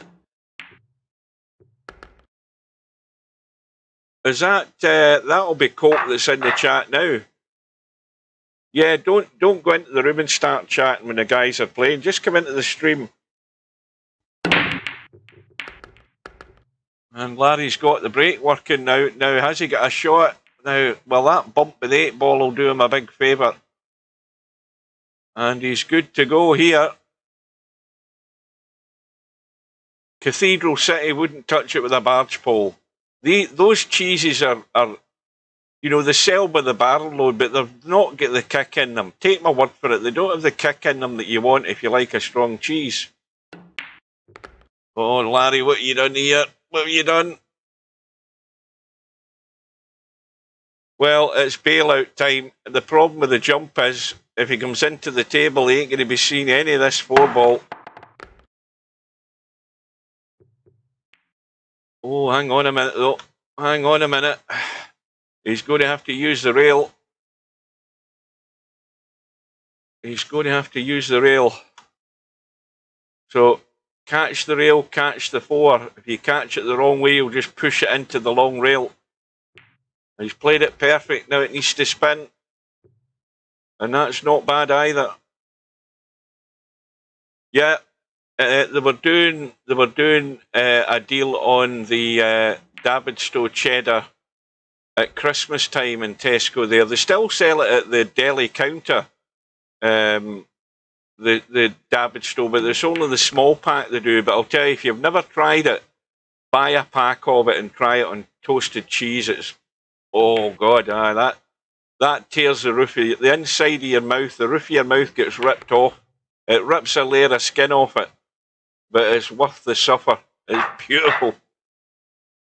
So Larry's got himself in position here, 5 apiece.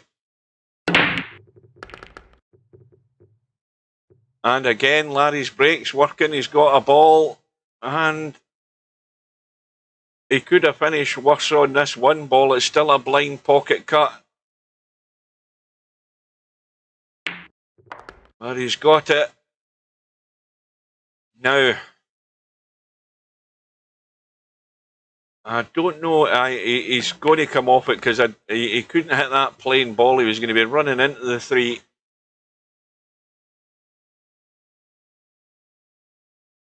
It's both. It's food and pool, but predominantly food.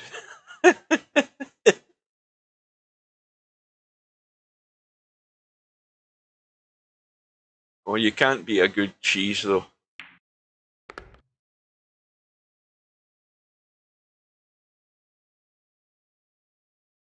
Well,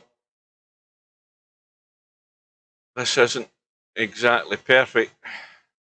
I mean, it will cut into the side, and he's going the right direction, and that's perfect. That was well done. So this is 2 rails again, I think. I mean, he could just dink it, but he can certainly go 2 rails if he wants and come above the 9 ball. I don't know whether he's going to risk it, though. We'll soon find out. Yes, he is. And it should be coming. Well, it's finishing short, but he's fine. So Larry, from nowhere, is on the hill. Yeah, I do. I've had Hazlitt. It's how would you describe Hazlitt to people? It's like it's sliced cold meat, but it's with herbs. That's the best way to describe it. It's got herbs in it. So it has, and yes, I quite enjoy it, I must admit. Larry's firing on all cylinders with the break now. He couldn't get a ball in the break earlier on. But this is, now, I meant to ask Larry a question about his new trackball mouse that he was getting, because I googled that. I googled gaming trackball mouse, and I only found one product. I meant to ask Larry what it was called. Oh dear, hang on, he might get lucky here. Look at this.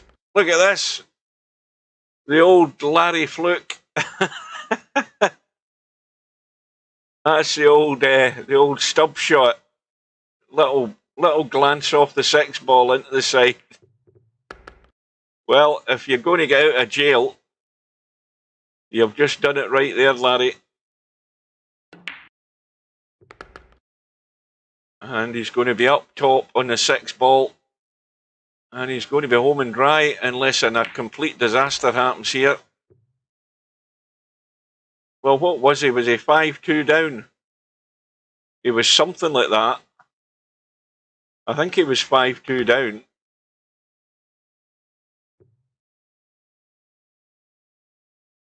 So now he's going to let them all fight it out to see who's going to meet him in the final. Tell a lie, it's him and Stubb in the hot seat match, isn't it? That's right, I got that wrong as well. Just realised. So well done to Larry. Spectre Don's going to be battling. Right, so we've got a hot seat match that's about to start. Let's see how things are doing over on the one-loss side. So Fast Eddie and Coldest Pillow are underway. These are all races to 4, of course. And DJ Redo and Spectre Don are about to start. So that hot seat match is about to start, but we're going to go in and catch what remains in this one-loss side match, and then we'll join the hot seat match.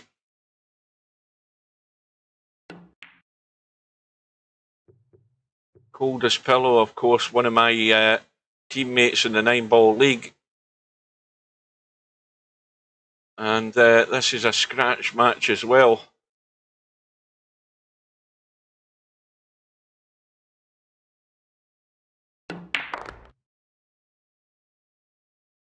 Now, how's Eddie's luck here?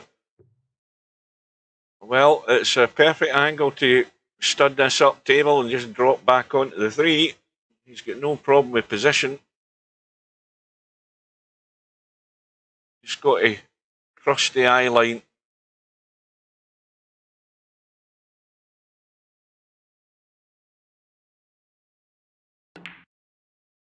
That will do.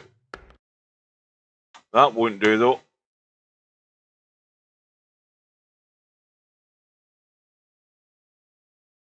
Now,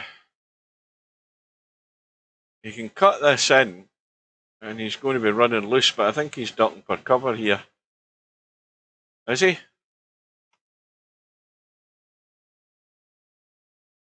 I don't know whether if he thin cuts this, he'll catch the 6. I think he's missing the 6. Commentator's eye thinks that's what's going to happen. So he has to play this to try and get in the gap between the 7 and the 5 from the left side as we look, if he's going to try the pot. But He decided to try and keep it safe, but he's left coldest pillow. A pot I would expect him to get. Wide open spaces to go on this 4-ball.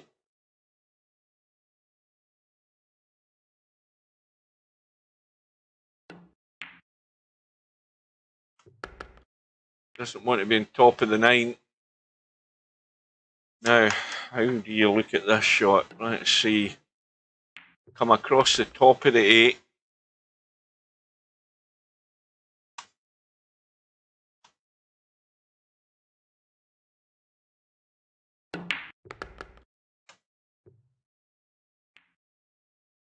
Oh, just got a little rub there.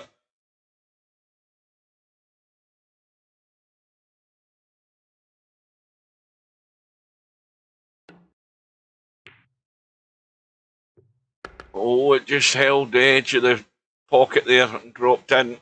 Meanwhile, Judd Trump is now 3-2 up, so Cao Zhupeng's won the last 2 frames. And no sooner have I said that, as soon as I go to look at it, Cao Zhupeng has just went in off a red. So I can even jinx the snooker as soon as I look at it. Right at the beginning of frame number 6. And we're 1 apiece. Coldest pillow squares the match. Ball in the break, or balls, the 1 in the 6 is gone. Cut in the left side. Now the cue ball has to avoid the traffic up there. I think he can. Then again, maybe not. And that's no good. And this is the old jump shot and hope. First of all, hope you hit it. And secondly, hope you get lucky if it doesn't go in anywhere. I'll have a quick drink. Now, how long have we been on? We've been on for, what, an hour and 3/4. Cue ball's gone south. Should be 2-1 to Fast Eddie.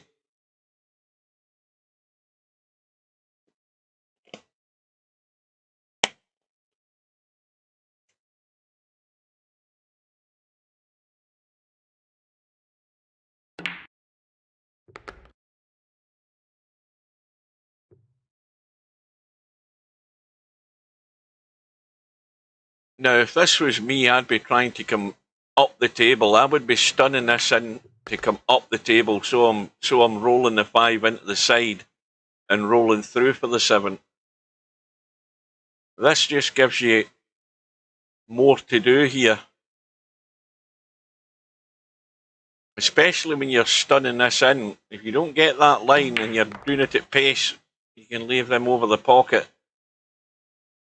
But he's got there.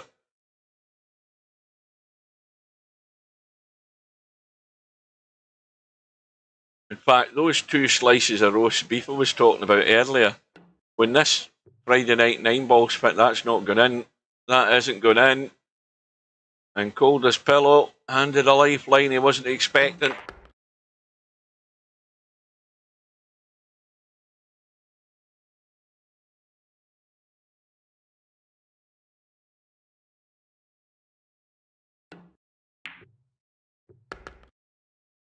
Yeah, those 2 slices of roast beef, I'm going to have that and toast with grated cheese on the top of it. And then sling it under the grill for 2 minutes.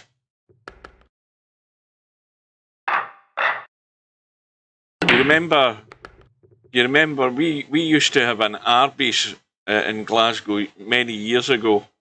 Well, I say probably the best part of 15, 20 years ago, they opened an Arby's in Glasgow. And that was the first time I had tried the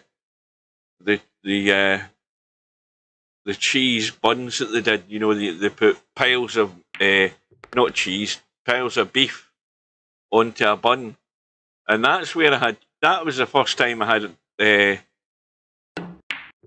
Arby's. I don't know what the hell they called it, but it had roast beef on it and it had cheese in it as well. Oh, I do like a slice of toast. I have to admit that, Cobra. Well, when you think about it, it's about the quickest snack you can make. if you just want to line your stomach, well, wait a minute here, what's happening? And Coldest Pillow has got lucky.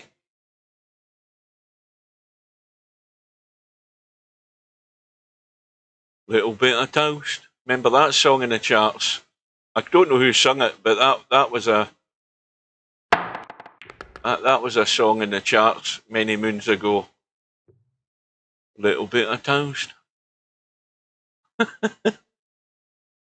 So somebody else other than me liked toast.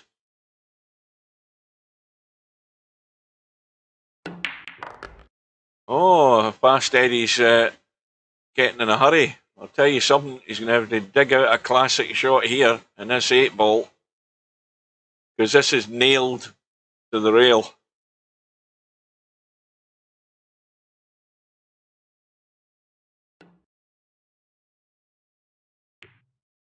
Right, so who's got the most patience or who's got the least patience here?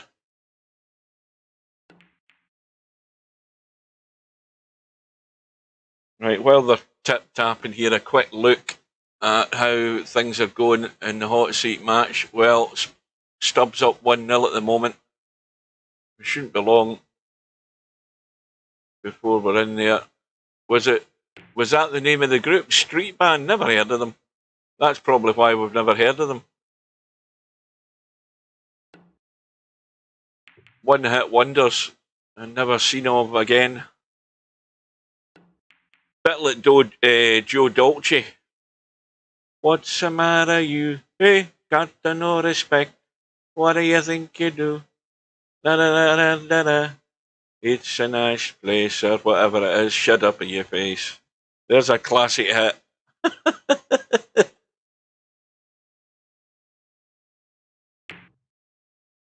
And of course, Mark's favourite song, Grandma and Grandad. That's his two favourite songs. There's no one quite like Grandma.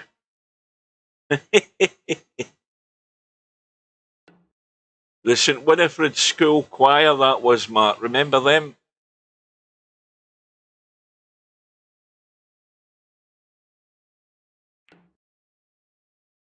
Well, things like what, shut up in your face. That's a classic. You want to hear that? That'll be on YouTube. That is on YouTube because I found it. Yeah, Joe Dolce.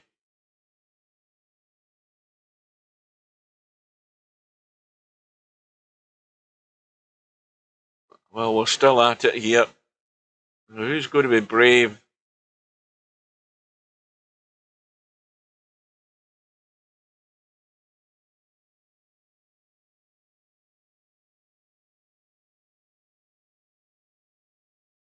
I think Coldest Pillows ran out of patience. Well, it's going to be awkward.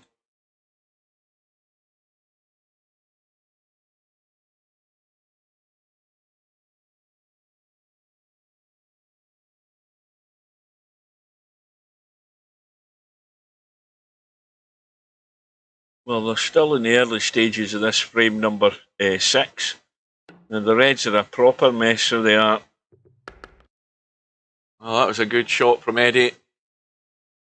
Straight in 9-ball to get back on par.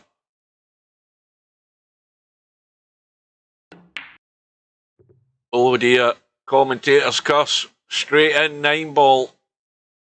What a choker that was. And DJ Redo has sent Spectre Dawn home. So DJ Redo making the most of the handicap he'd have been getting. What was that? He was getting... Where the hell is it? Oh shit, hang on. He was getting the... oh Christ, he was getting the 5-ball. And meanwhile, Coldest Pillows knocked in the 9. He's on the hill.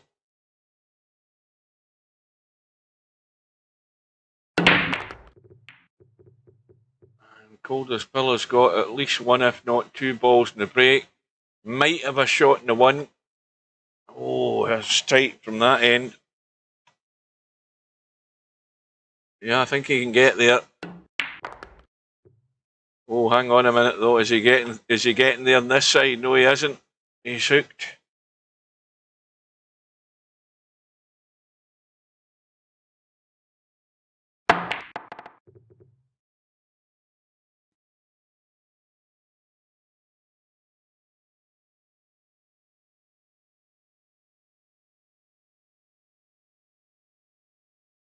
You know what I haven't done tonight, which is a bit of a surprise?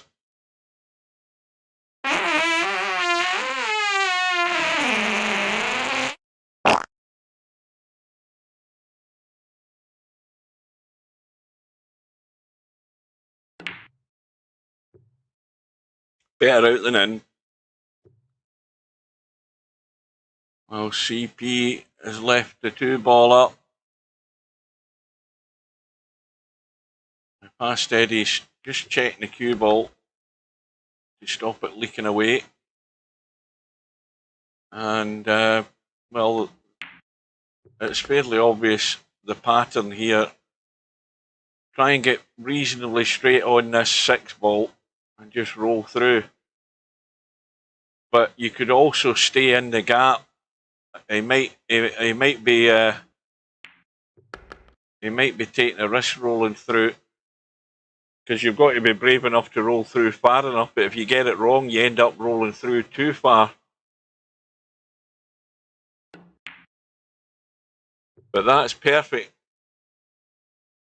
Couldn't have played it any better.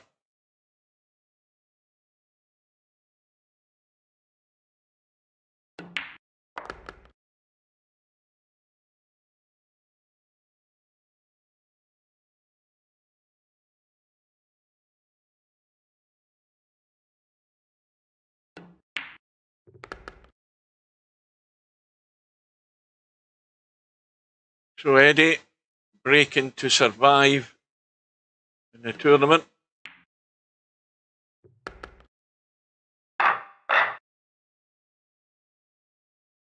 How's his luck?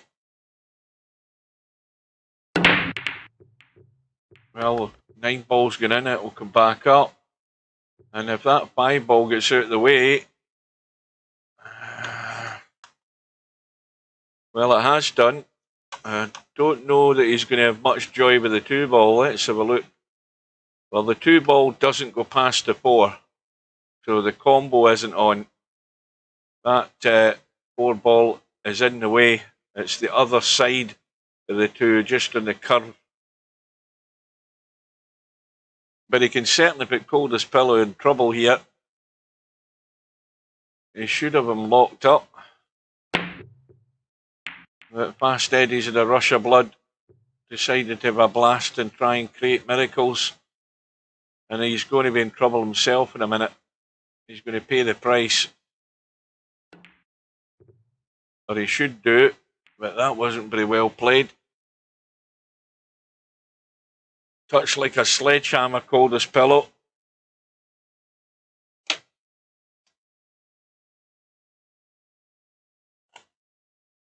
So I've still got 2 of my teammates in the tournament at the moment.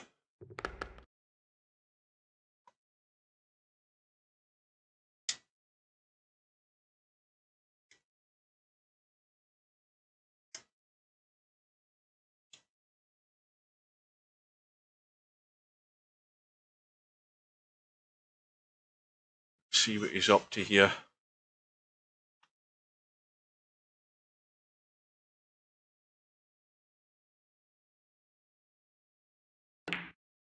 That's well done. Just brushed to 3. I don't know whether that's done him any favours though. It hasn't.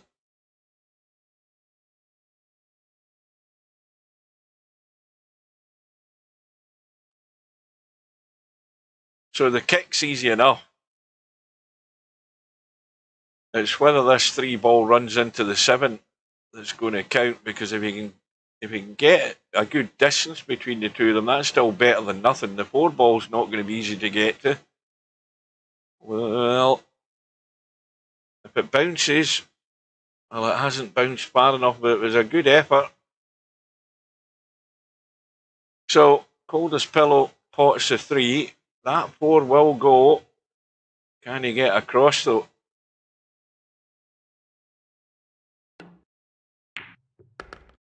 Oh, it needs to go. It needs to go.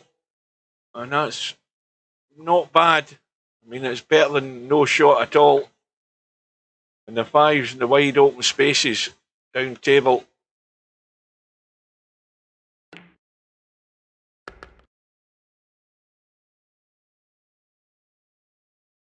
Now, he's not quite in the rail, but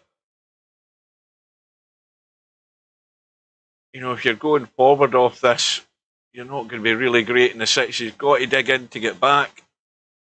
But the angle's not helping a great deal either. It wants to go towards the 6, but he's stunned it to the rail, got it back, and that's not bad at all.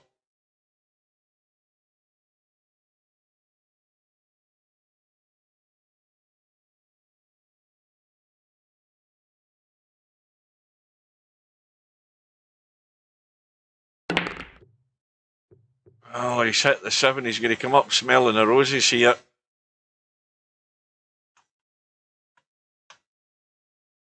Now, I'd be putting left on this to try and cut that and come in behind the 8 this side. And again, he hasn't put the left on it, but he's got a brush in the 8, and again he's come out well on it.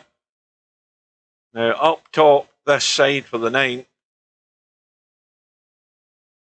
And don't underhit it. And that's perfect. So, Coldest Pillow is marching on past Eddie. Can now go and take a look at his roof. I think he's got the roofers there or something. So, well done to Coldest Pillow. Right, let's head in. See how things are going. Well, Stubbs 4-2 in front at the moment. Larry at the table. Little dink in the 3. Oh, this is looking nasty. Is it? It's not frozen. But it's not perfect. And that's why. And this is going to be another rack for Stubb.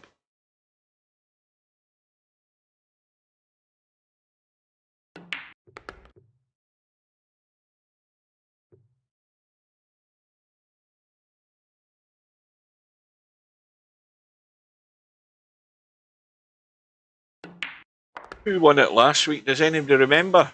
Bear in mind I was there. Was it Larry that won it last week? Who the hell won last week's Friday night 9 ball? Somebody must remember. Because I can barely remember the next day.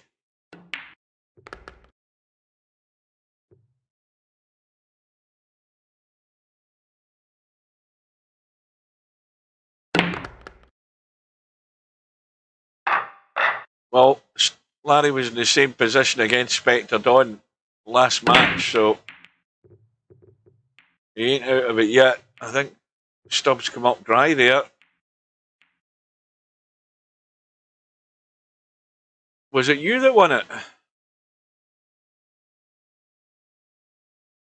I don't know.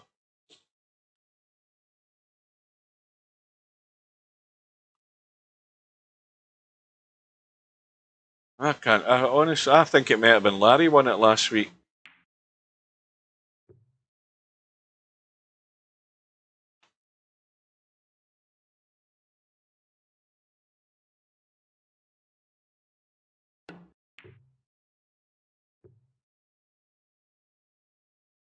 Well, Stubbs played a pretty decent safety there. I mean, again, it's a big enough target for Larry to hit it, but he really needs to hit this full in the face, and he hasn't. He's glanced it.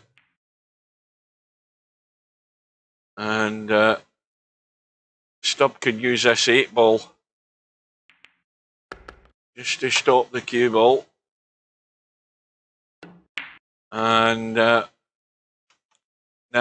is he going to play this 3 off the 4? Because the 4 isn't going. And if he catches the edge of the 4, he can bring the 4 into play. There's no way he's getting to the 4 as he is at the moment. But he could play this 3 off the 4. He might be trying that. Then again, he might not be. I knew you'd won one of them recently. Well, he's trying acrobatics with the cue ball. He was trying to get into the rail about here to come back across and bump that. Whereas I think he'd have been better playing the 3 in off the 4.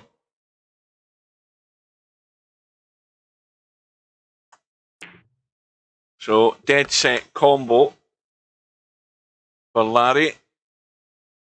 And that was a poor choice of shot by Stubb there.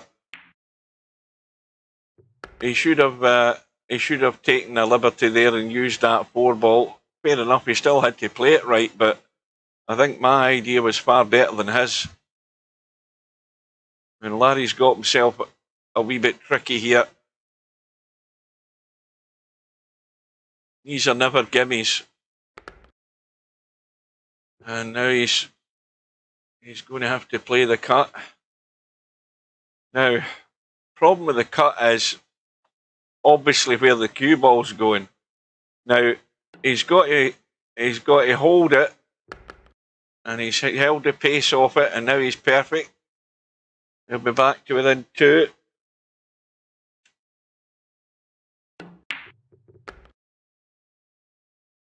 Well, this is where Larry's break really kicked in against Spectre Dawn.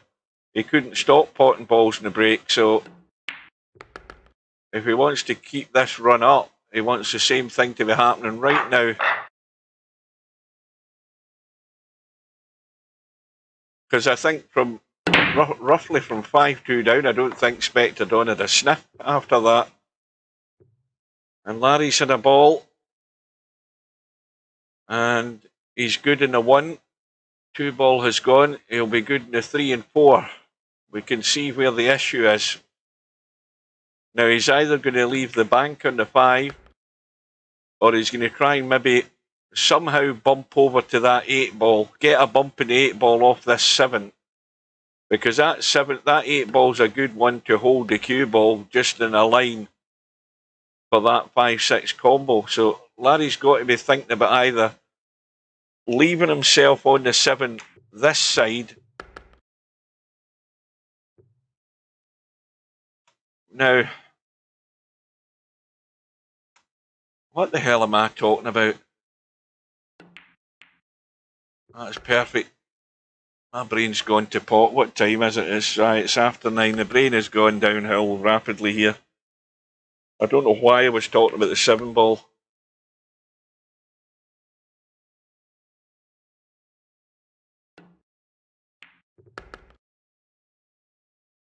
So, 2 in a row.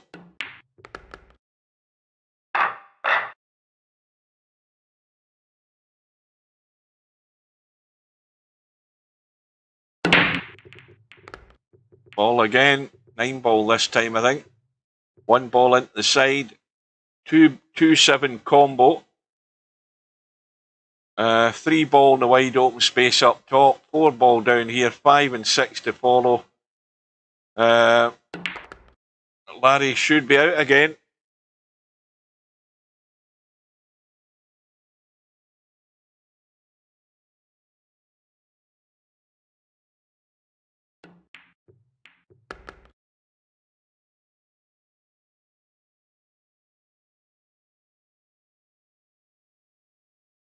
Well, can he keep this up? Now he wants to get off this 4-ball. Let me get my doodle working. He wants to be somewhere in this area here. Like that. Because that way he's potting the 5 and in behind the 6. That's perfect. And now he still wants to stun this in. He wants to bump this so the cue ball's just coming out. He doesn't want to be stuck in the rail. Just wants to bump that rail and get out a wee bit. Like that. Because again, you're leaving yourself a comfortable angle. And you can do whatever you want to do. You can go forward with a bit of spin and come around and go high enough to the side pocket if you want. And you'll be good in the 9. Or he could have come back the way. So, Larry's on a roll here. And this is exactly the same pattern, well, up until now, as the Spectre Dawn match. Larry was 5-2 down. And then he started buzzing. I don't know that anything's gone this time, though. So that's the end of his run. But he's got back on par.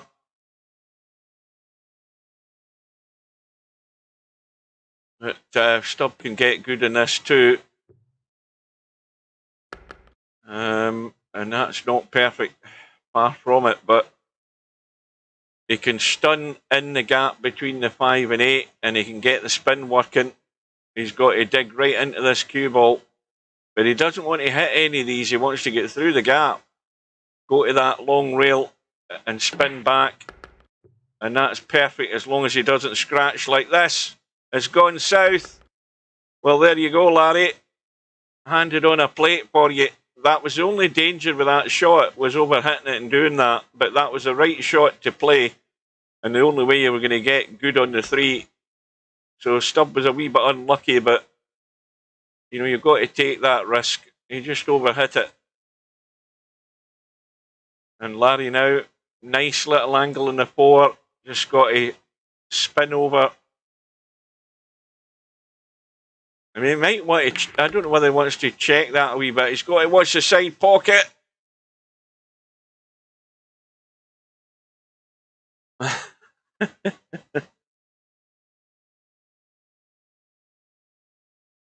Now, he looks fairly straight in this 5 ball, so just a straight draw.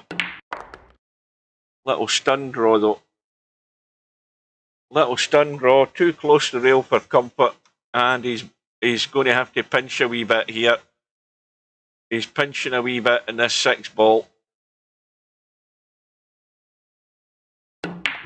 Yeah, went into the right side of the pocket. You see that? That's how you can create the angle. Now, he might just want to let this run out. Just let it run out and come up here. It's the safest shot. You're not doing anything other than just getting the weight of the shot right and letting it run out. Needs to bounce out. And that's perfect. So just a little, one of these little jabby stab shots just to come back.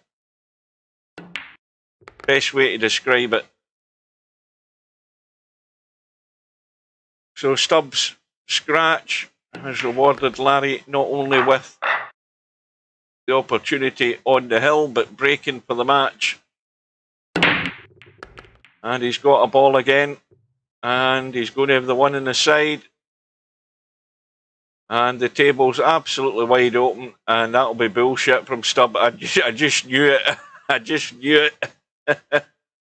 Because Stubb knows that he shouldn't be getting back to the table. It'll be a mouse fart or a brain fart from Larry that's going to prevent him from running out here.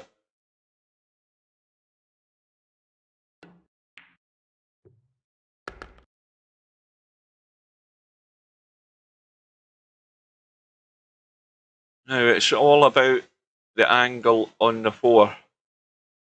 And the reason I say that is you don't want to be interfering with the 8 ball if you can help it. There's room behind the 8 ball. So it just depends on how he's laid up on this 4. Let's have a look.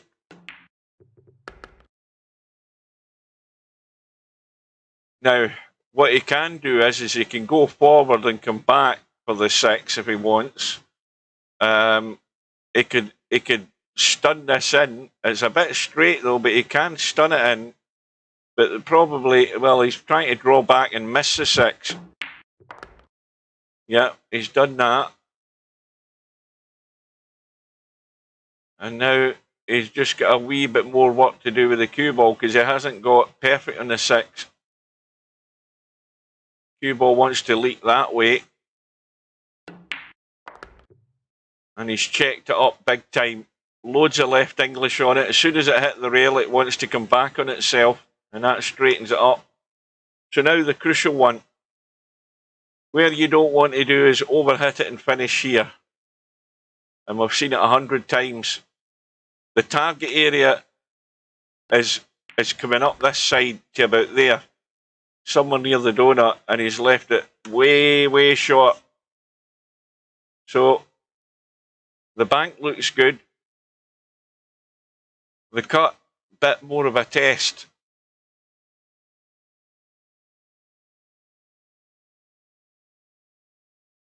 Has Stubb got a lifeline? Yes, he has. Larry's overcut it. He's overcut it. And that's because he didn't get far enough up the table. And Stubb survives. We're going hill, I think, here, unless he does something crazy. Well, he has done. And, oh, hang on a minute, though. No, he hasn't. He hasn't got away with it. So that's more bullshit. Oh, I'm very surprised.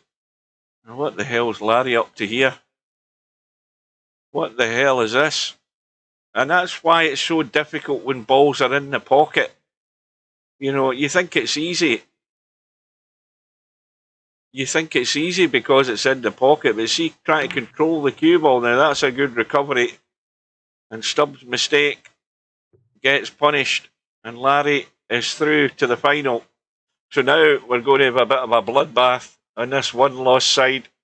So Larry from 5-2 down did the same as he did against Spectre Dawn, with a little bit of help from Stubb. So now all action is on the one-loss side. We've got Coldest Pillow underway with DJ Redo. We've got Stubb going to come over here in a minute once this damn thing updates, and we'll get in and catch this match if we can get in the room. And Coldest Pillow is giving away the 7-ball to DJ Redo. And DJ Redo's a player who, again,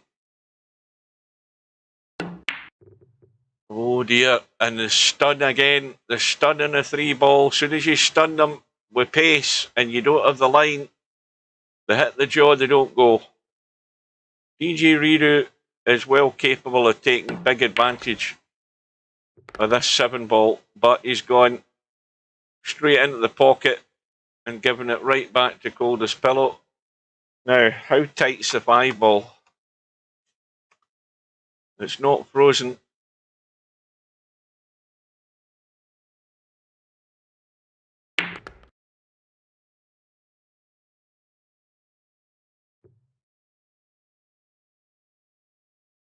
Well, this is just a little jabby stun again. That was a soft roll. I would have did the little jabby stun. But straight across the table. Now, that wasn't any good, was it? But the bank is on. And he's got the double kiss. There wasn't enough room. How's his luck? Pretty good. Although the gap is there. It's not ideal for a bank, that 7-ball. But of course it is DJ Redo's money ball, so if he can get a sniff of this, he'll get bust blood. But bank again here for Coldest Pillow, and he's overdone it and he's scratched, and that's a gift now for DJ Redo. Ball in hand, 1-0.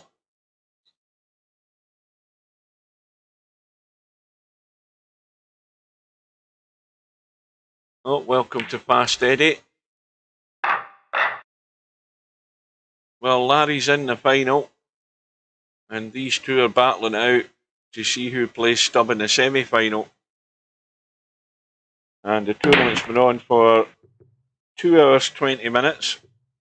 14 players in tonight.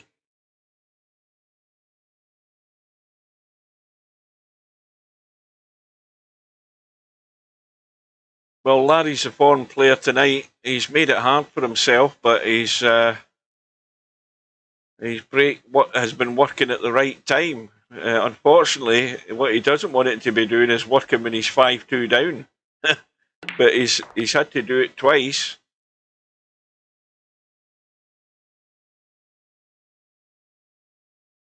And I hope he's saved some of these good breaks for tomorrow night. Or tomorrow afternoon his time.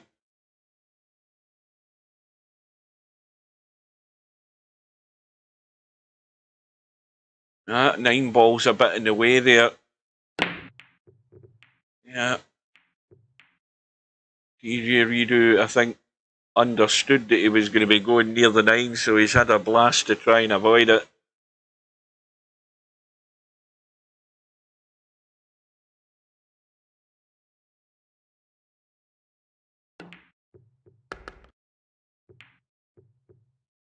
Well, that comes in handy, that little nudge in 8 ball.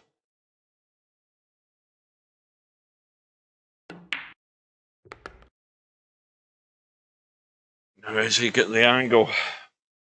Yes, he has. That's perfect.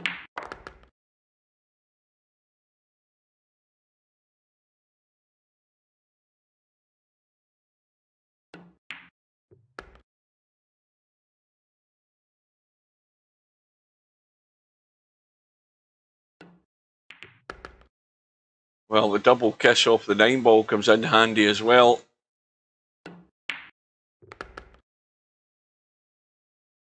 So a little stop shot in the 9 ball. And 1 apiece.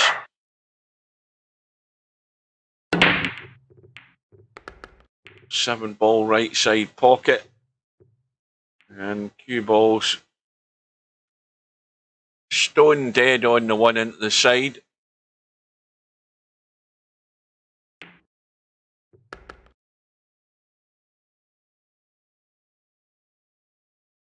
Now, a little bump in the 6 wouldn't do any harm. He hasn't bumped the 6. It could have done with bumping that.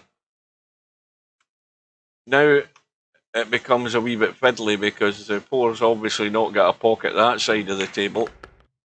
Had a bump on the 4 and nothing doing, so now he has to look for cover.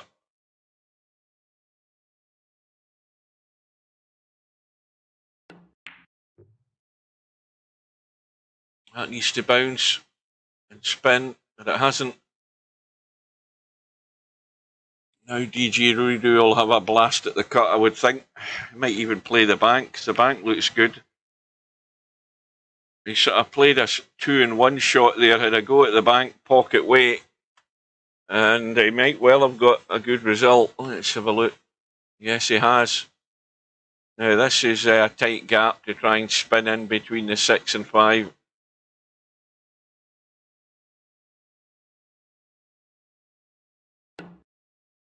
Oh, he's got there, and that's a good result. But DJ Redo, if he can feather this, a scrape of paint off this 4 ball, and he can have hold his pillow back in trouble here. He's got to get this thing, barely brush it, and just tuck it behind the 8. And that's a touch like a sledgehammer. That's no good. Okay, it's reasonably safe, but he could have played that a lot better and had him in trouble.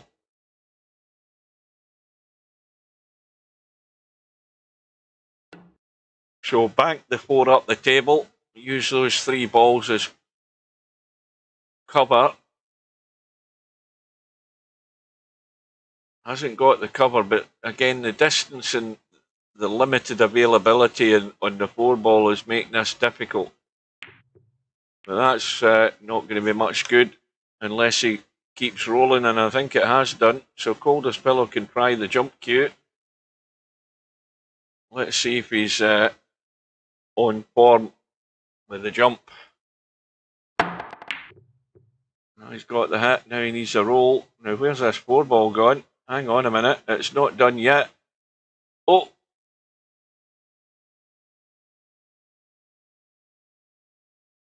So just in fact, you don't even need to actually spin this. You can get as much of the 4 ball as you need to knock it in. But that's no good. That's no good at all.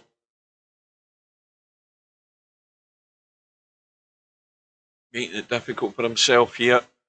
Now this cue ball could scratch off the 8.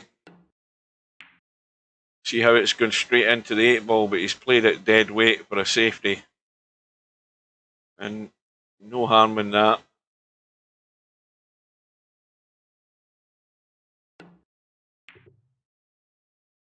Oh, wait a minute, is this going? This is going south, folks. So DJ Redo, ball in hand. So he needs 5, 6 and 7 to go back into the lead. Looks easy, doesn't it?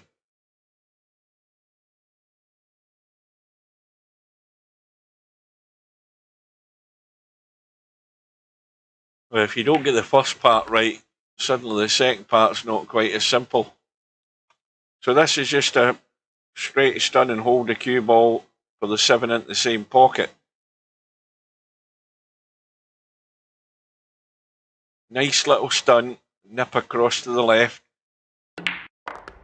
Now you see he's not got a hold of the cue ball. He needed to stun that more, and he's not got the cue tip in the right position. So now he's got a awkward 7. But this for the lead, and he's, oh goodness me, he couldn't have missed that any further. So cold as pillow with a bank if he wants it, or the thin edge. And got to watch the pace to get the 7 in, and also get the cue ball with a half decent cut angle in this 8, and that will do nicely.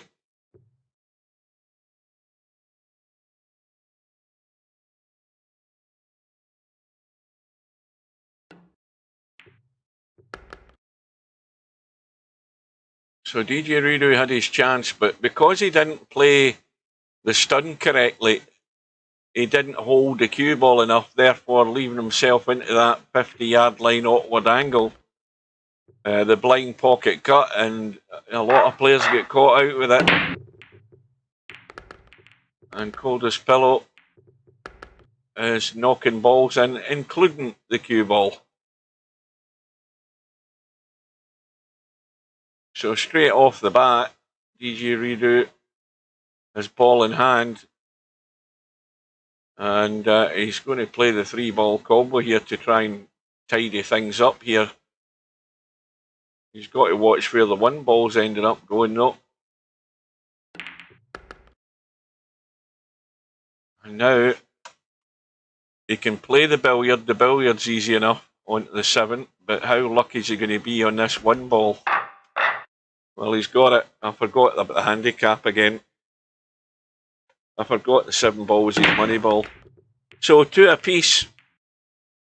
And I think I heard something go down. What went? The 8 ball's gone.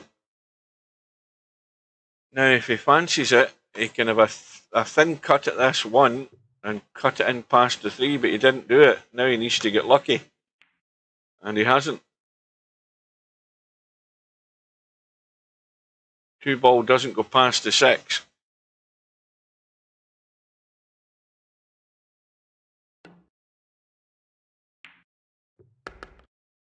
But it will go into the side.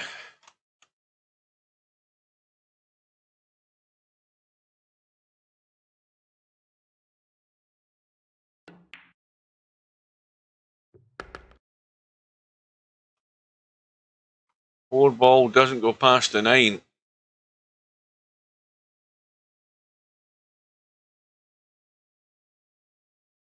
Not in my eyes it doesn't.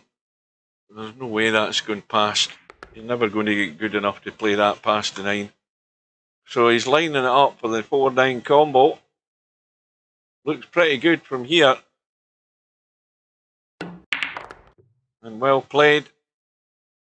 On the hill. And breaking for the match.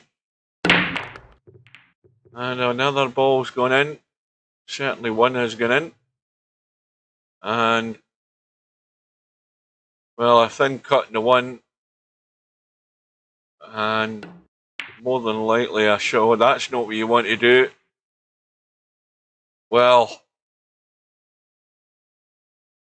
I wouldn't have played it into them, but he's sort of got away with it in a way, but this will cut down the rail. And he's scratched again, DJ Rudo. Well, maybe this is all in cold as pillow's tactics here, because that's not what I would have done. I wouldn't have sent that into those. But now it's certainly not perfect to run out yet, because you've got to get to the 3 ball. But he might just take his medicine, get the cue ball out and play that 3-4.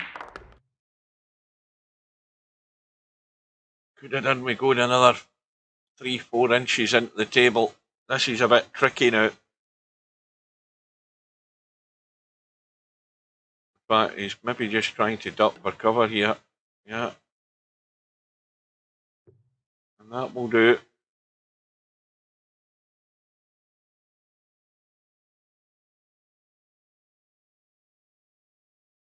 Well, you would think if he went long rail on the left, short rail to catch the 3, he might scratch off it anyway. He still might scratch this way as well. He's got the hit. Oh, what a result that is. Just when you need it. Just when you're clinging on for your life. He's ended up nailing it behind the 9.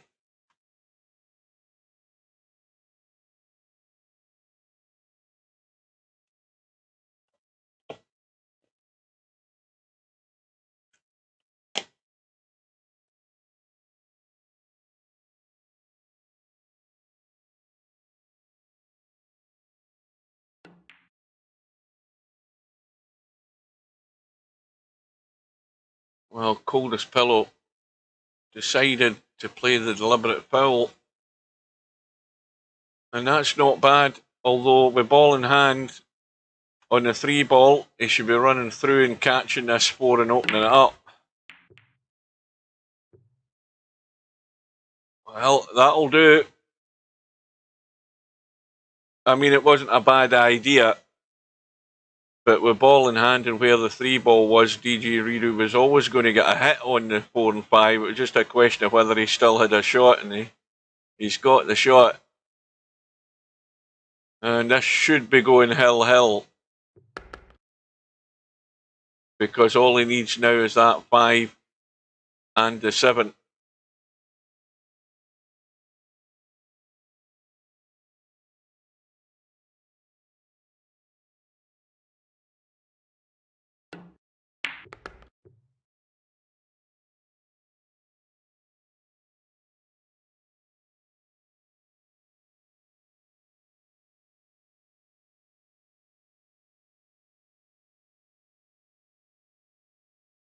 So this to go all the way.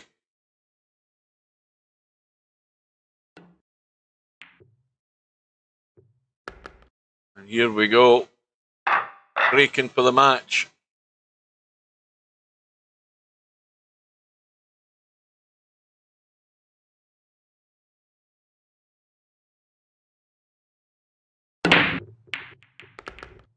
Eight ball goes in.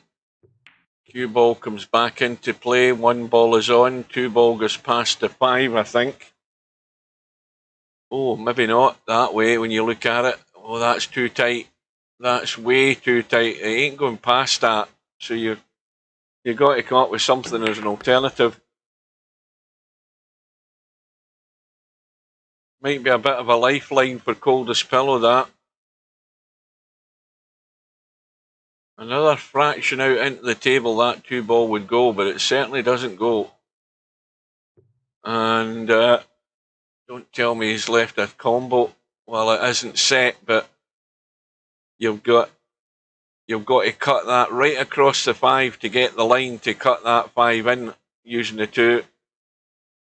You've got to hit that left side and cut it across.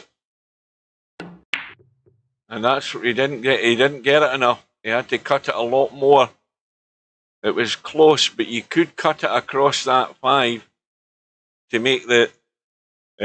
cut it across the 2 to make the 5.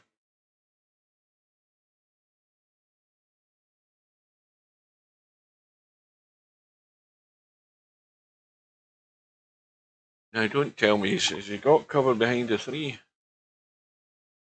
No, he hasn't. Unless he's going to land on top. That won't work.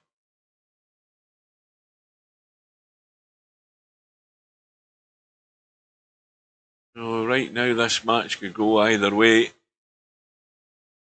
But we're going to have a bit of tip-tapping again until somebody loses patience or takes a risk. Who's going to hold out?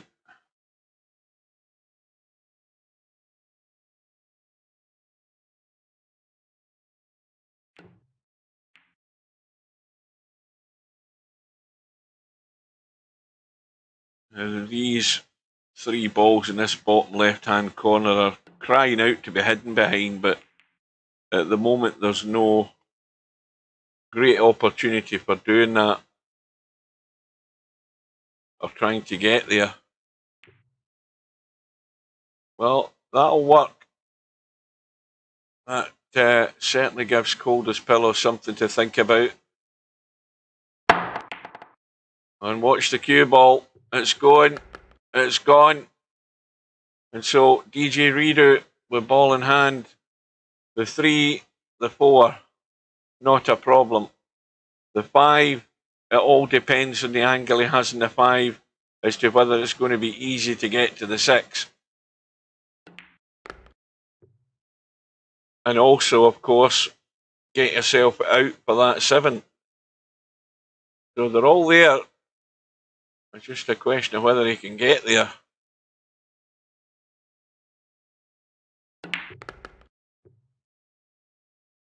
Well, that angle on the 5's no good, because it means you've got to do something with the cue ball, I think. Yeah, I mean, you've got to hold this cue ball up big time. So left English, check the rail, unless you're coming out into the table up here. Now, at the moment, it looks as if he's coming out into the table. And that's absolutely no good. I mean, he had all the room in the world to go forward, check it, and come inside. Loads of room to have done that, and the end up he does nothing. He doesn't get to the gap. He's got himself hooked, and now he's going to have to go to the rail, but he's got it in, and that's well done. A good recovery, and perfect in the 7 for the match. Well, he made it tough for himself, but he got a good recovery shot.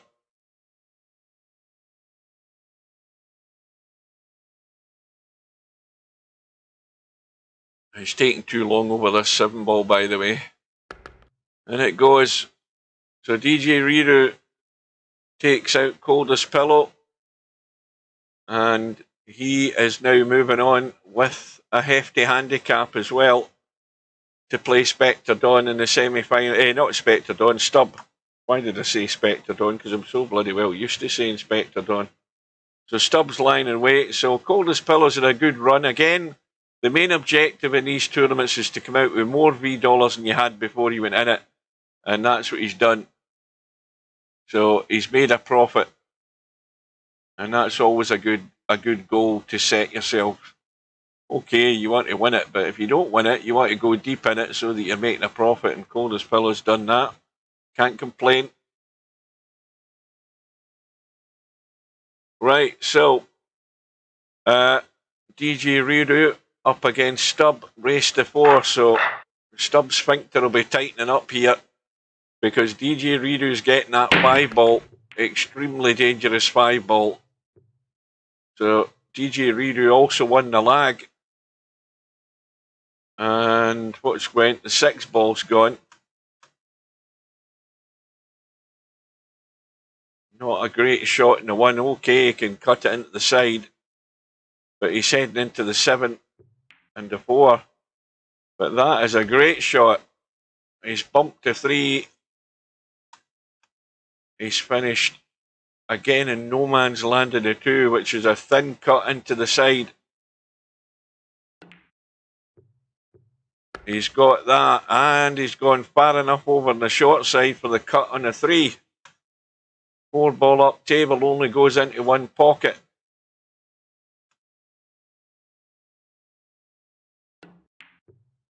He's got the 3 in. Now, thin cut in the 4. And he's got left English on it. He doesn't want too much. He just wants to get in the middle of the table. Because too much he can duck down behind the 8 and 9 and he's okay. So here we go. What a start for DJ Riru. Couldn't have worked out better. Wins the lag. Breaks, gets a ball. And then does everything else correctly. With a straight roll in the 5 for the first rack. Taking far too long over this as well. That always worries me. Far too long.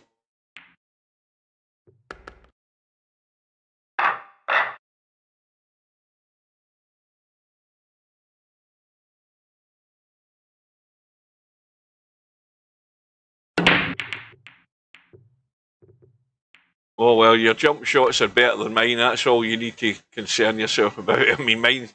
I just don't play it enough and never really got an awful lot of practice at jumping. Occasionally I get lucky and get one, but more often than not, it ain't happening. So DJ Redo off and running, 2 ball on the break, 1 into the side, nothing to do to go onto the 3. And he's just gone a wee bit further than he would have liked, but not a problem. You know, just forward and come out into the table high enough.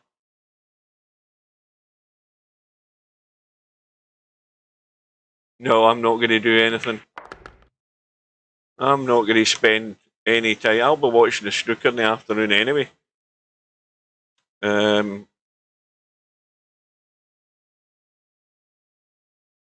I'll do my warming up in my match. The problem is, or my matches, the problem is I'll probably be warming up at the very end when I'm already beat. Yeah, I want to see that.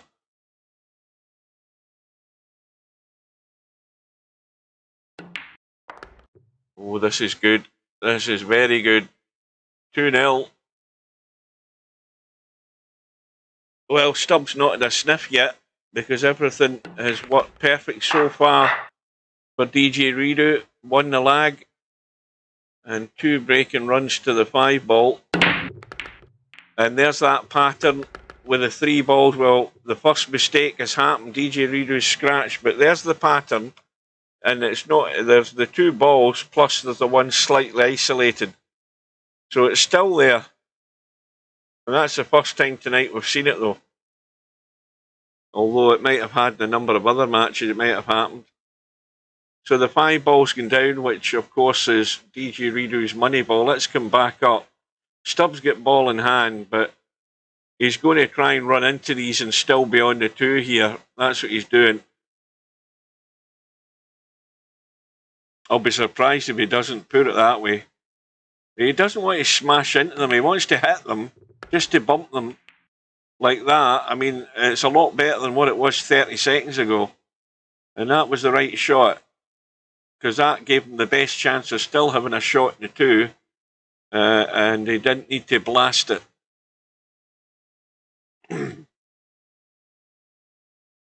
But he's just got to watch the cue ball here in holding for this 3. Now, he might just drop below here, nice and soft, or he's checking it up slightly. In fact, he hasn't. He's let it get away. So this isn't great. I mean, this will do acceptance by Stubbs is no good for winning big tournaments.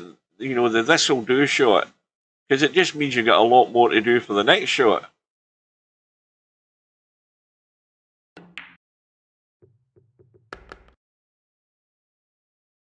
And this is even tougher because now he's got a long 4 ball. The cue ball's going in a direction he doesn't want it to go. He's more or less on the rail. And, you know, this is really, really difficult to get to the 5. There's nothing easy about this at all. And the 5's blocked with the 9 into this pocket. This is horrible. And this is why he's having to dig in. And that looks very good. That was very well played. But he's making his life so difficult and having to play recovery shots. But that was well done. Haven't a clue, Larry. Haven't the foggiest. He was in the stream there, was he not? In fact, he still might be in the stream now that he's gone. Mind you, he's went into the room, I notice.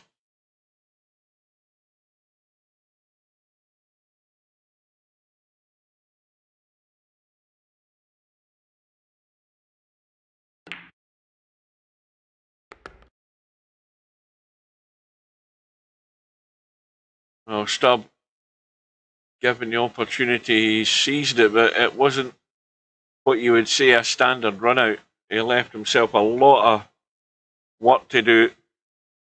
Played a great recovery shot. And he's on the board.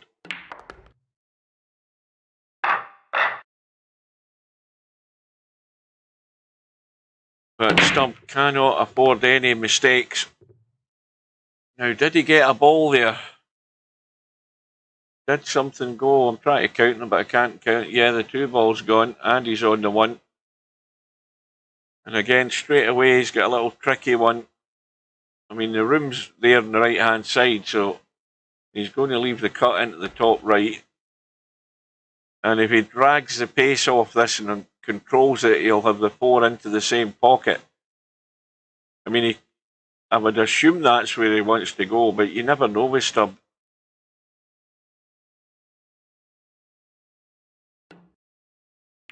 Yeah, he's managed to hold the pace off it.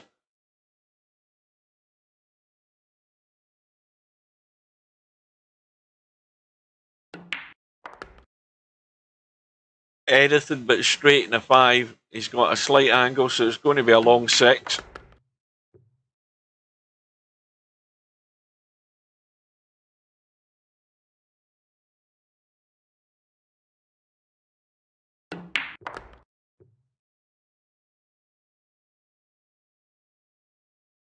Welcome back to One Pocket Slim. So Stubb looks as if he's going to square the match. And for all we know, DJ Ridu might have played all his shots in this match.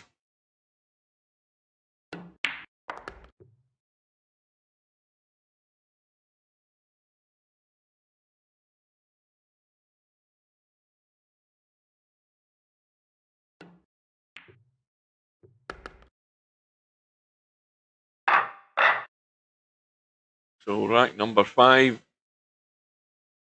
And Stubb hoping for the usual. A ball and a shot. I don't think he's getting a ball. And I think DJ Ridu can cut that one into the side. He certainly can. Now, do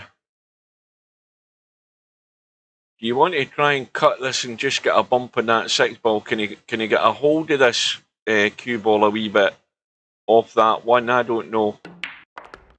Yeah, well, he had the right idea. But what he's done is he's killed the 4 ball. I mean, the 4 ball goes from the short side, but that's just made life a lot more difficult. And I think all he can do is go forward and try and get behind this 3. Well, that's not going to allow him to get to the 4. Now, you know what I'd be doing here? I'd be bumping that 3 to the rail and just drifting onto the 5. You're bound to be getting some sort of cover behind the 5. No, I see he's bumped to 5. But he's got the 3 to the short rail. That'll do it. And the reason it'll do is Stubb can't get to the edge to cut it. He can't give it a blast. So he's trying a feather edge in this 3 ball, trying to use the 4 and 6 as cover and get the cue ball away from there. This is tricky to judge.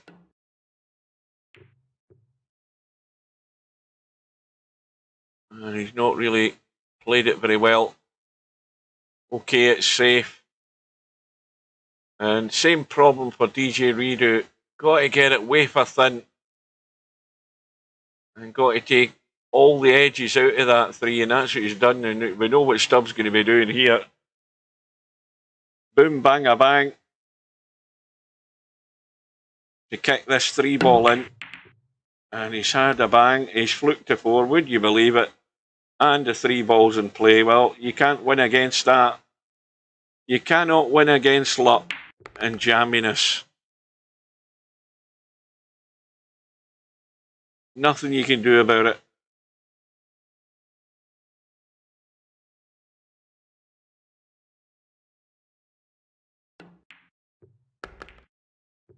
Well, Stubb has no luck. He'll tell you that. He's a jammy git. But then again, he's got what he's deserved here because he's left himself up shit creek without a paddle with this shot.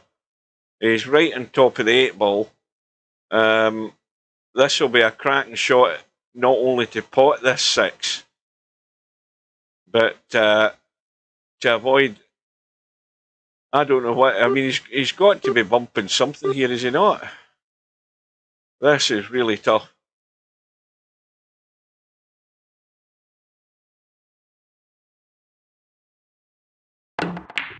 Yeah, oh, hang on a minute. Is he finished yet? This is going to go safe, I think.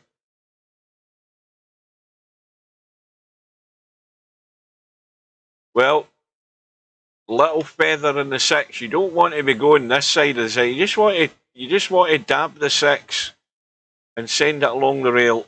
Just a little feather, just like that. But again, we know what Stubbs going to do.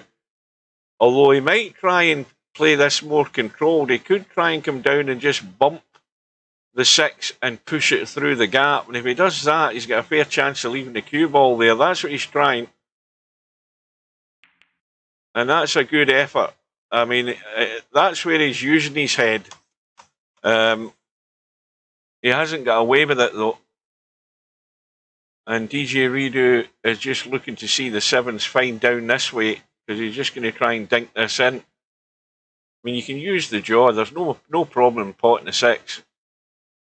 None whatsoever. I mean, there's loads of room. But Stubbs' shot he played there was the right shot. It just didn't quite come off. Of course, it's not over yet, because DJ Redo's 5 ball's long gone, and he's got to run this out. And if he's going to get to the 8 ball, he's going to have to get right past that 9, and he's not hit it at all. So the cut back, bank up to the top right would be the shot. Doesn't look as if he's doing that, because it's not banking past the 9 or not. Well, there is room, but that's tight if to go that side. He might be playing the bank now. Oh, that's nailed. That's absolutely spot on. And look at the cue ball. Couldn't have played that any better. Absolutely top drawer. That was beautiful. And here we are. DJ Riru on the hill. Breaking for the match. And breaking to have a go at Larry in the final. And he's got a ball. Oh, well, he's at distance. He's going to have a shot in the 1. He may well brush the 3. He just doesn't want to go inside to the long rail for this 2 ball. In fact, he's not even taking the risk. But if you don't take the risk and you play the safety, you've really got to get the cover, because Stubbs going to have a go at this. You know what he's like. You know, you've given him a sniff. You've given him a lifeline. He'll take it. He's going to have a blast.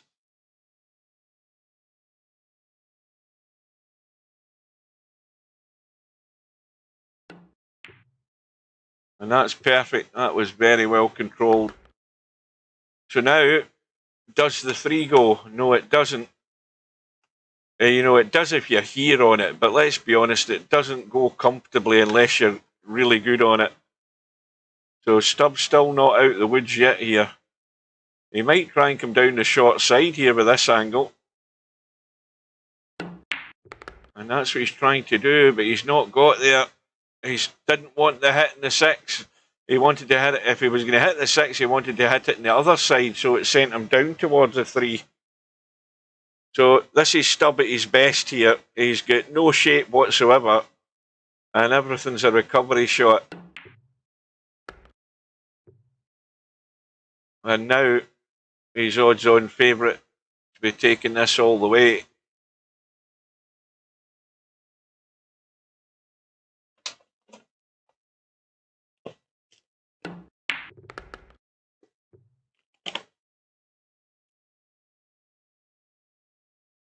Now he's got 2 choices here.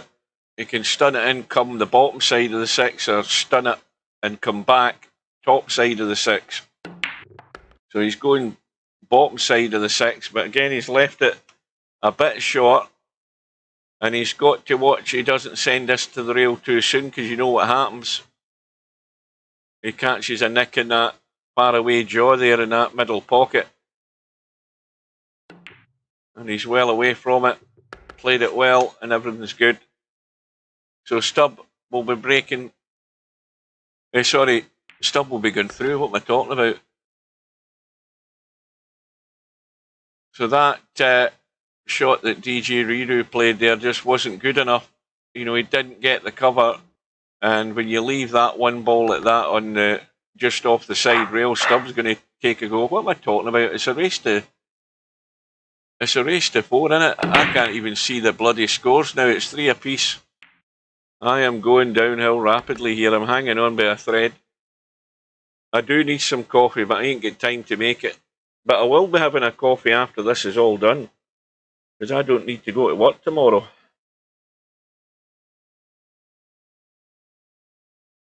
So, Stubb broke off. What's he got? 3 balls gone. On a nice little cut in the 1. Nowhere near perfect in the 2. So here we go again. Loads of room to be on the 4 ball.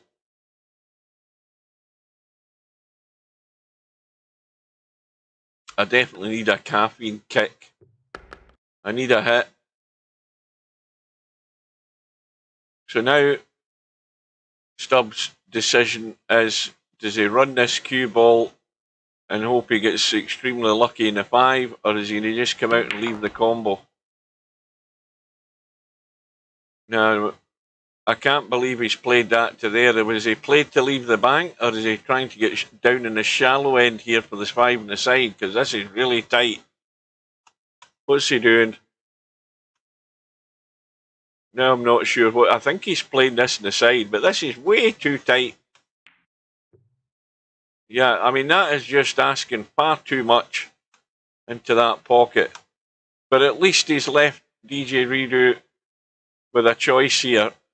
Either have a blast at the combo in the 9, or try and come up with a safety. Now, there is a safety on here where you can cut that into the rail that side, send it over and miss the 8, send it to the top rail and get the cue ball down here. You're always probably going to leave a bank on, maybe, but yeah, he's given it the old heave-ho. And that's it's his last shot, because Stubb, let's have a look, can he run through? Yes, he can. So 6-7 combo, a blind man with a wooden leg and 1 arm could pot this. Just got to be careful that he can still get out of there. Oh, that's no good.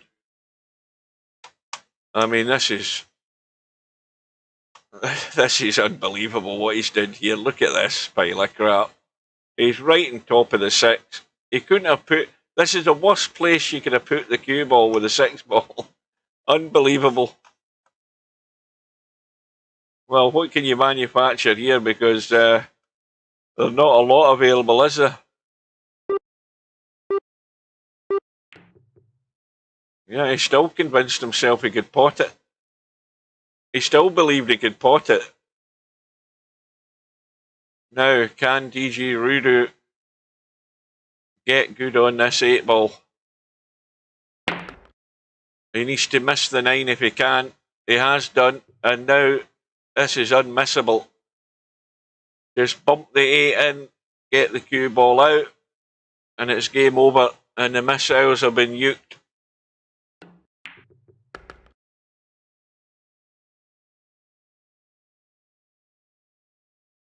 Now, don't follow it in. I don't know whether he's got a line to follow it in, but he's not going to do that. So, DJ Riru has skinned Stubb's ass in a final rack decider.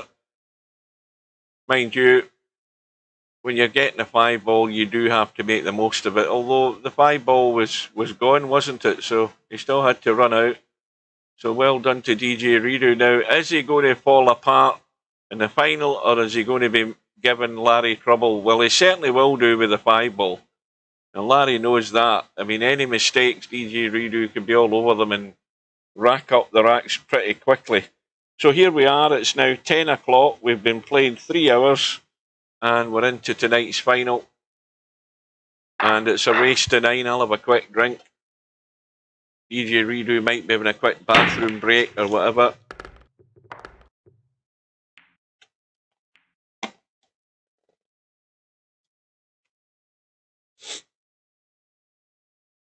Anybody tell me what's happening with the Crump match, because I've got the YouTube stream up. I switched off the... I'm probably not going to see any of it because it'll be finished. Trump will have won it by now, I would think. What time is that? I would reckon the match is over, pretty much, unless the... Who the hell was he playing? Was it the Chinese boy? I think it was Cao Yu Peng.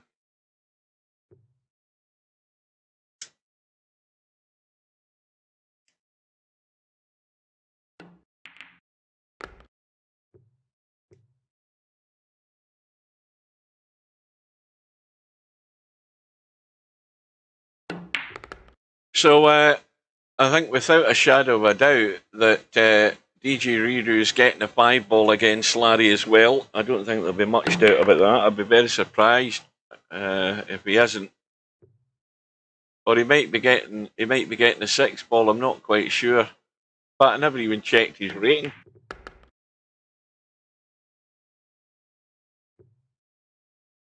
Oh, did he? Is that what he said in the lobby? I never read it.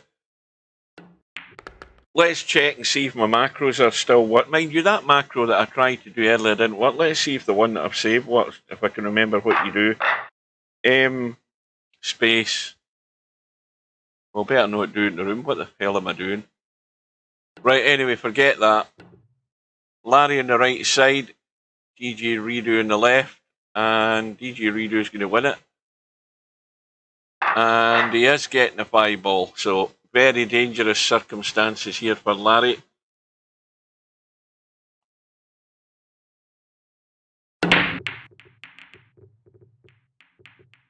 And nothing has gone. The 2-ball will go. It's just bumped out past the 5. 3-ball goes. 4-ball in the middle of the table. So a good opportunity straight off DJ Redo's break for Larry. Well, mind you, I think he's having to jump. He can't see the one. And that's well done. So I think he can just stun this in and hold the cue ball. Looks like it. And he doesn't want to go near the 7-ball. That's all I'm saying. I think let's have a look at the angle. No, he's fine. Just got to watch how he comes off this 8-ball though. In fact, he's missed the 8 and he's bumped to 7. That will work. Couldn't have worked out any better. Cue ball taking a straightforward path onto the 5. Then he has to decide, Larry, whether he's coming out into the gap or whether he's finishing inside. And how he finishes on this 5 will determine that. Now you see he's got himself too much angle, right? So now he's going to dink this in and probably finish sort of there. You know, he's just got too much angle in the 5. He's let that run away a bit much. He would have liked it a wee bit shallower than this. So now he has to make sure he's avoiding the 8. So he'll be going forward to avoid the 8. Like that. And now he's good. Well, almost good, because he's still got the slight angle in the 7. But he can stun to the rail and come out. If he runs to the rail and lets it run, he's just going further away from the 8. But he may well stun to the rail and come out like that. And once again, he's just juiced it too much.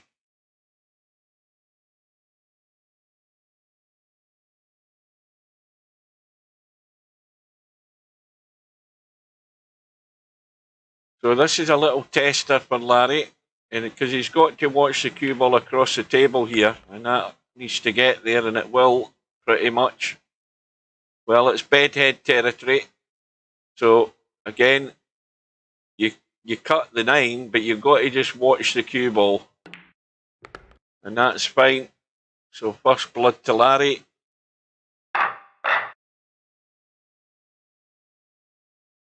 And what was he saying? The office note, nice try, guys. I gotta leave in 2 minutes. You noobs didn't finish your matches in time. Had to keep waiting for noobs, K.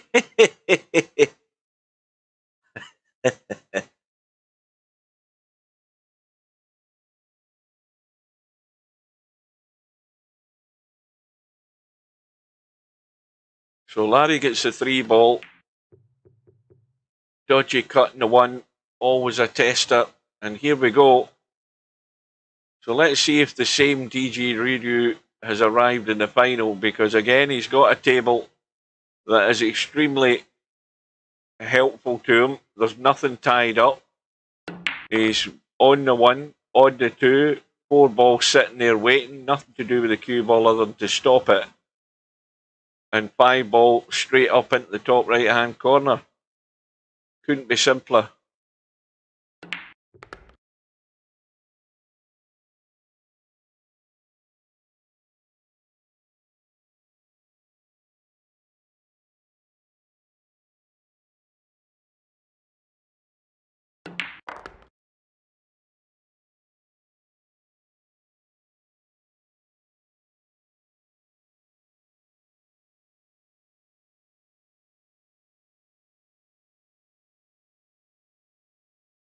Again, he's just spending that bit longer in this 5 ball than makes me comfortable, because it always worries me when players do that. You know, this is a straightforward pot. You see, he ends up doing that. You know, it wasn't a difficult 5 ball, let's be honest. And that's what he needed for the rack. And now Larry just has to get far enough towards us in the middle of the table without running too far, without doing this, without hooking himself behind a 7 like that. I mean, look at the acreage Larry had and all the room to leave that shot. And now it's the recovery jump shot.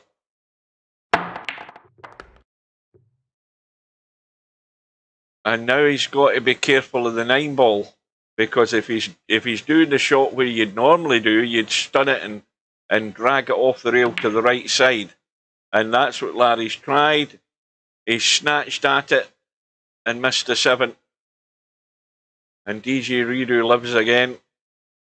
So that's really the first big mistake Larry's made in 3 matches.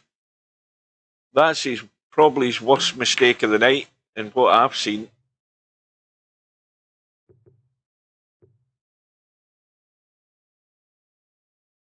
And, well, let's have a look. Blind pocket cut, top right. You're on the 8 ball. You've just got to probably finish above the 9 here with this shot. I mean, he's digging in. Yeah, he's got to bump it. And it was a difficult shot. In fact, he ended up hooked. So, well, the shot here is to finish on the short side of the 8 ball and risk the scratch. Because you then cut this in, get the left English on it, get it to the rail, and head down this direction. The danger's the scratch, but that's the shot. It's the only way you'll get it running. He hasn't hit this though, has he? Oh, he has. That was perfect. Apart from the fact he never got the 7. Now, this is where Larry's playing this with a wee bit of right, just to straighten it down the middle of the table. You need to keep running though.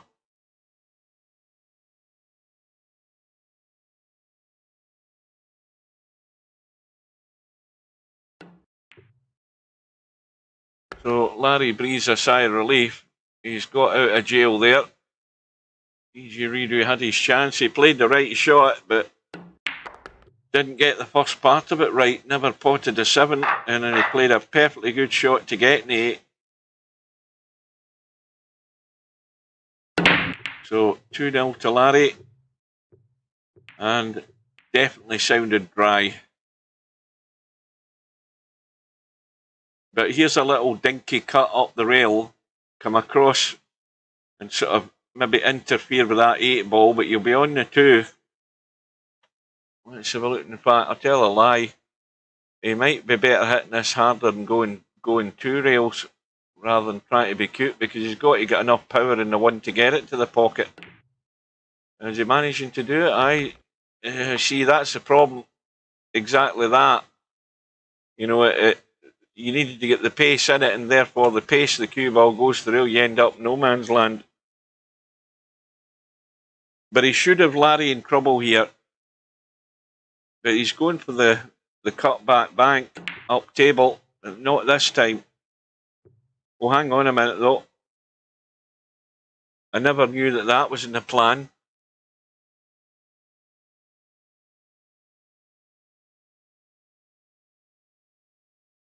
Is that a new name for a jump queue? What is? What did I say there, Blind Hog? Good evening, you're late again. And why didn't you type /?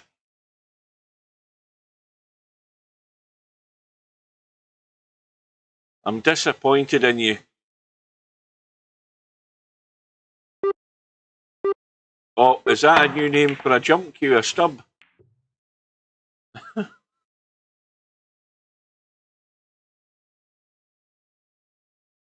Yeah, you forgot your nasty habit you've got.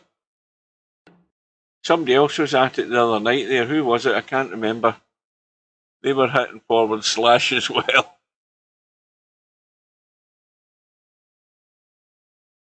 Right, so this is a bit straight, but it should be fine. Oh, well, I don't know that Larry went through with the shot there a great deal, because I would have liked to have been up the table a bit further than this. I mean, the 4 balls hiding behind that 9 ball, I would have liked to have been a bit further up the table. So let's see what Larry can manufacture here. So he's just going to try and nail DG redo. So he's trying to skim the 4 and maybe just brush past the 7. Is that too heavy? Well, he's used the 5. But DG redo needs to get lucky here, because he can use the rail and try and kick the 4 in. And the cue ball would be coming out this direction, but is he going to come out far enough? Oh, now, hang on a minute. That is perfect. He's going to run far enough, and that's well done. So, DG redo is off and running.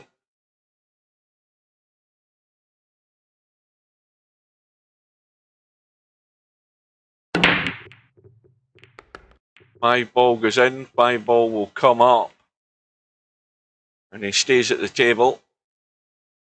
Cutting the 1 ball, he'll be down for the 2, and then he's got a problem with the 3. Now, the 3 ball would be fine if you have an angle of some description in this 2. Well, there's barely an angle there. Barely an angle, but if you had a better angle, you might have been able to come down here, maybe bump the 9. That's not going to be any good either. Now, I was looking to see whether the 7 was a combo. Now, he might as well have a pop at this. Why not try and... what way is he going here? I'd be trying to... Well, mind you, he's not left anything on. He's left a cut into the side, but I would have maybe had a pop at that to try and make the combo. It's tight.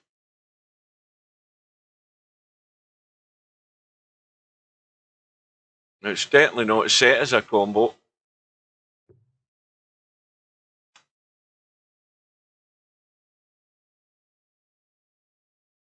Might be just enough of an edge there, is there?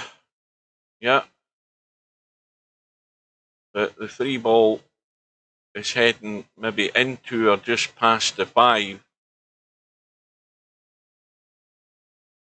And it's heading in the general direction of that top right hand corner.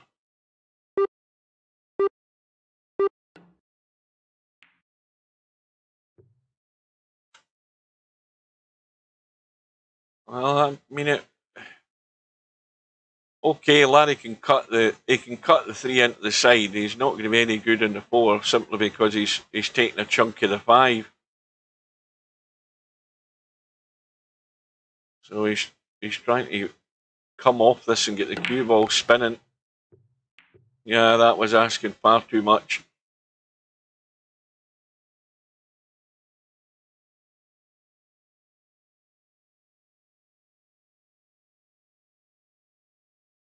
Well, I'm amazed we've still got 11 people on YouTube. I don't know how many's on Twitch. Well, 12 if you include me on YouTube.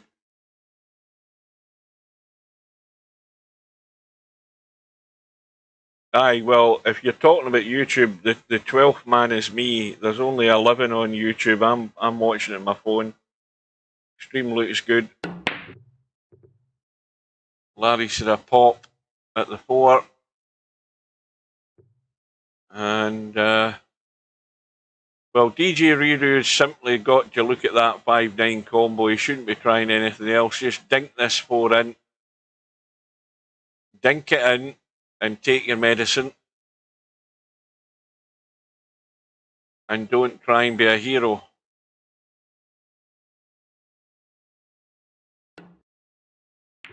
Well, he is, and he's going to be good. Fair play to him. He took the opportunity, took the risk. Now he has to put it away.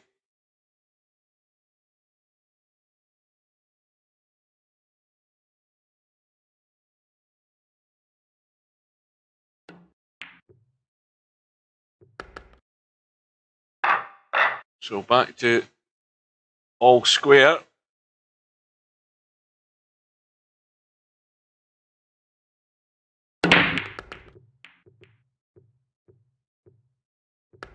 And certainly a couple of balls have gone in. 2 ball was one of them. 8 ball was the other one. Shot in the one through the gap.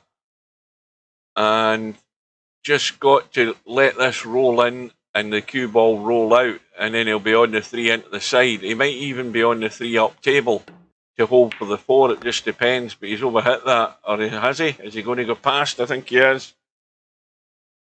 Well, this is perfect. Just to stun this in and drop down behind the 4, or just hold it for the 4 into the corner, whichever he's comfortable with. But you've got to get to the 5, so he's got to be thinking about that. Well, that's the worst shot of the night he's played there, apart from bottling a shot he did earlier on. I think in the previous match, because that was terrible. Really was bad. And what's worse is he's left it like this now for Larry, so Larry will be all over this like a rash. So that was a poor effort by DJ Reed. And Larry again with a big stun has been caught out. And he's got lucky. Just signs of a wee bit of raggedness kicking in for Larry. Bearing in mind he's been at it for 3 hours and 20 minutes.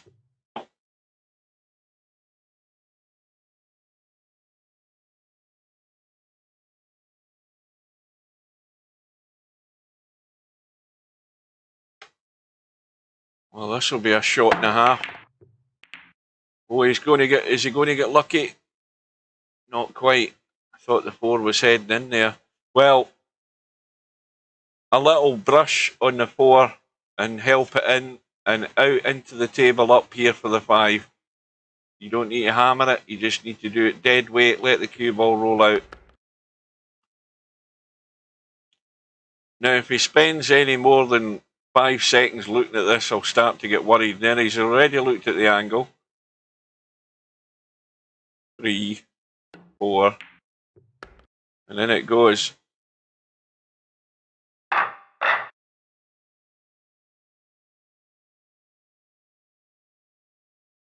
Oh, we're down to 11. Somebody's gone. Somebody's left YouTube. There'll be questions asked.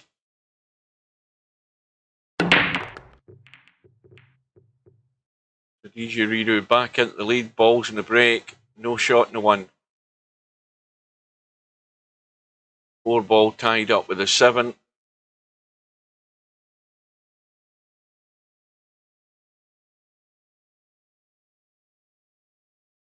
Well, he's not called a push out, so he's looking to kick this.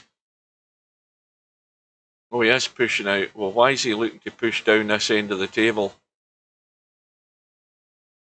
Oh, he's thinking better of it.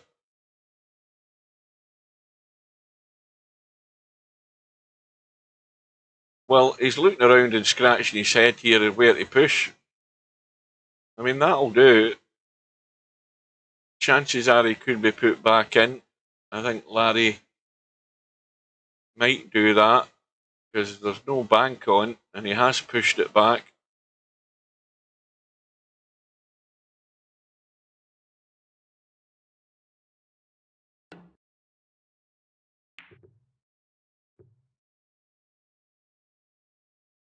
Right, I'm just going to tab to the internal browser at the moment because I want to do a quick check and get this to work.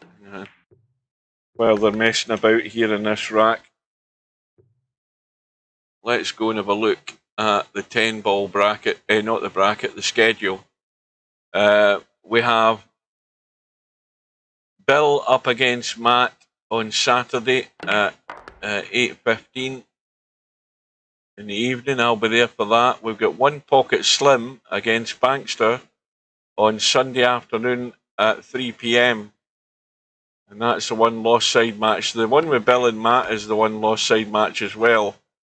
And then on Sunday evening at 6:30 we have the match between Cobra and Spectre Dawn. Now the problem that creates for me is that the match between One Pocket Slim and Bankster is what, race to 13, so let's say 90 minutes. So that's half four. That's going to just give me enough time to go and get something to eat. So there's 3 decent enough matches on Sunday, so I hope you guys can join us for some of them, and if not, it'll be on YouTube, remember, on the playlist. It'll be added. And Larry's missed the 7 ball again, it looks like. And this time DJ Rudu's got to run it. His money ball's gone. Yeah, that's the other thing. Don't forget to give the stream a like. See if that'll affect the YouTube algorithm, and maybe they'll pump it out to 1 or 2 other viewers. You never know. Apparently, that's how the algorithm works. You give it, the more likes something gets, the more YouTube pays attention to it. Well, DJ Redo's getting out. He's going to have a 2-rack lead now.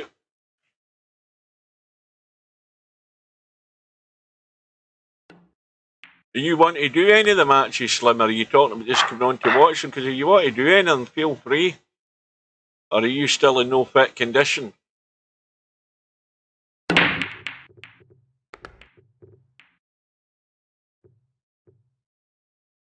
Now, something went there. What went? Oh, it was a 5 ball, so it's come back up. No shot in the 1.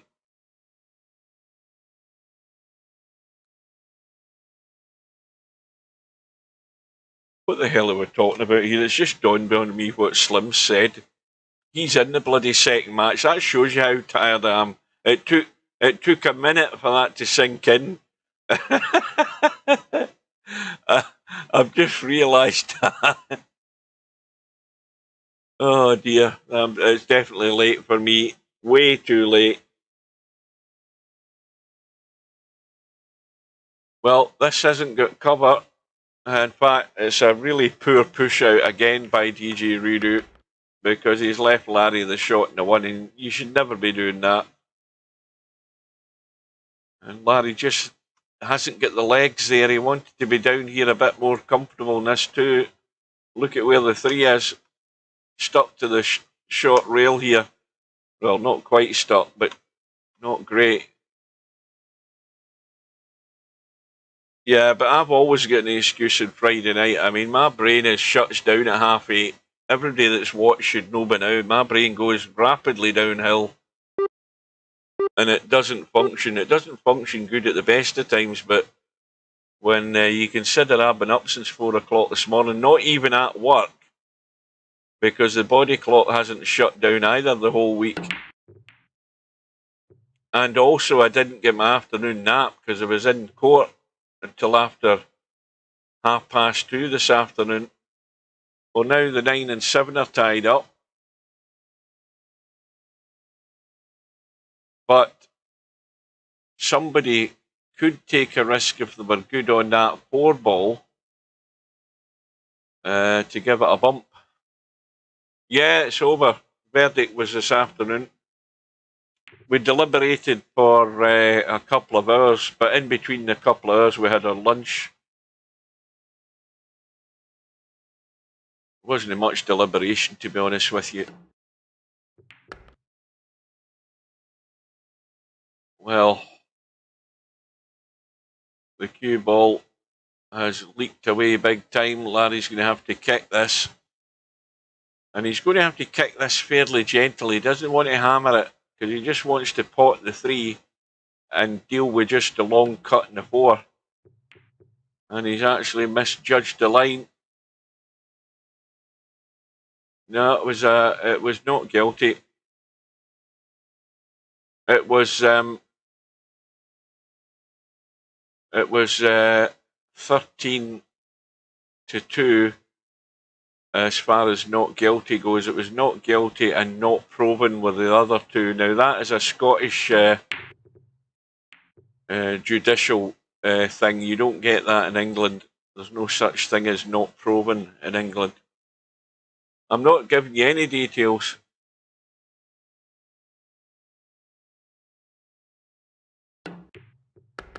Oh, hang on a minute. Larry's fell into the old sucker thin cut and a 3 ball cut. Scratch.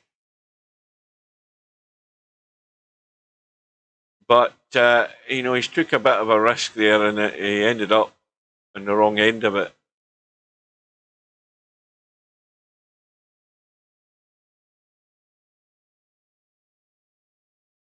No comment.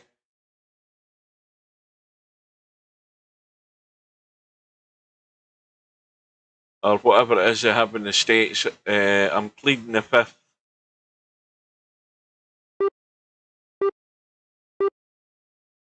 So the 5, 7 and 9 are, not the 5, the 6, 7 and 9 are dead in the water where they're sitting. At best you could have a bank in the 6. But better than that would be ducking and diving and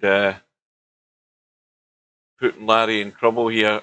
Now, what is DJ Reader going to do? Is he going to go for the heroic shot here, or is he going to use common sense? No, tell a lie, he doesn't need to because he's on the 5 ball, isn't he? See, I told you, I've forgotten about the handicap again. How many times is that tonight? I usually do forget about it about 3 or 4 times. That must be about the 6th time. So now Larry's facing a similar position he has to in 2 of his matches tonight. He's already 5-2 down. It is, of course, a race to 9 in the final.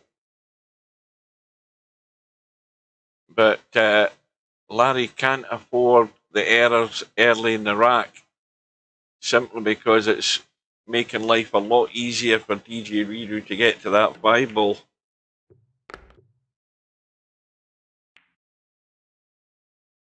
And Larry might be getting a go a lot sooner than they thought in this rack because DJ Reader's hooked.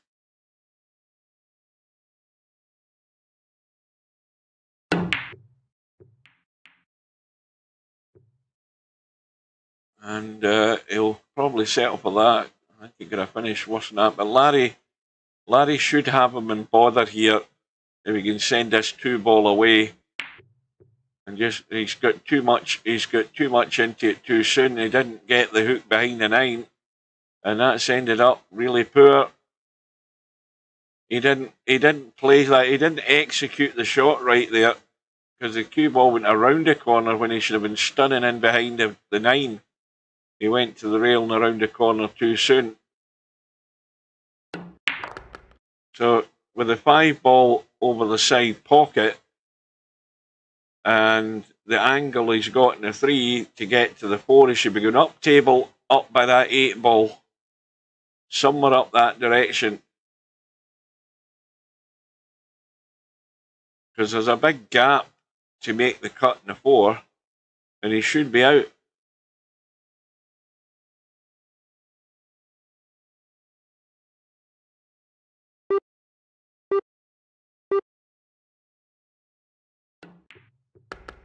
Well, again, he's trying to play a very fine line to get there doing that. He should have went up the table. He had much better odds going up table than he had trying to get cute.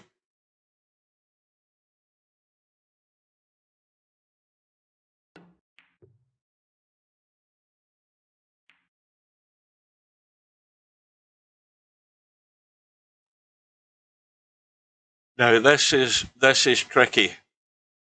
He could try and nip this 4 ball in off the 5 here. He could try and bump it into the 5 and send it into the side. And that's what he tried. But he got it all wrong. I don't believe he tried to play it up the table. I believe he tried to play that 4 off the 5 into the side pocket. And that 4 ball cuts. It cuts every day of the week, that 4 ball into the side. And DJ Riru's not even looking at it. That cut in, that 4 ball. The only problem with doing that is you're having to hit it to get it moving, and the cue ball could be running into the 5. It can be going all over the place. But I'm surprised he never had a go at that there. Well, that's what Larry's going to do. He's all his eggs in one basket on that bank. If he gets it, he's out. If he misses it, it's an easy gift for DJ Riru.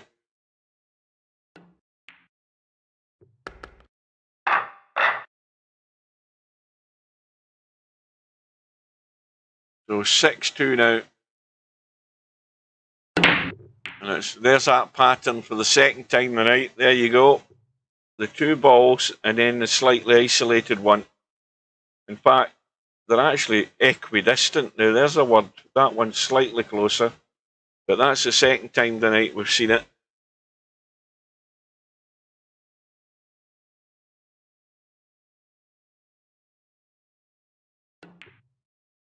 Well, Larry will keep plugging away, but he can't be making those, all-out attack on the 4 ball. If it doesn't go in, he knows that he's more than likely going to lose the rack, and he did. So this is not going to be an easy walk, this rack either.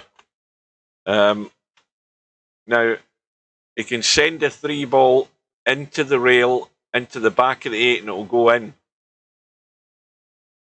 It'll go in off the 8 ball. I don't know that he tried that. I think he tried to get that clean, but I don't think he had enough room. I think it was easier to bump it to the rail, hit the back of the 8 and go in that way. Maybe he did try it, I'm not sure.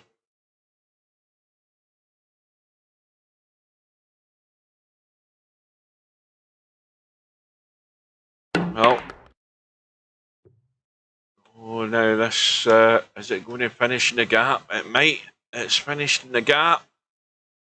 He's got the cut in the 4. How's that for a bit of luck?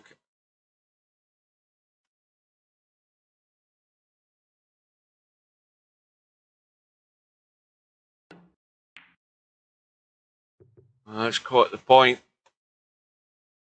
Now, Larry has a route to get to this 5 ball now. He could be doing the big draw or just stunning into the gap, but you see he's leaving the bedhead cut doing that. If that was me, I'd have been running it. I'd have been taking the risk and coming down. But this is tough.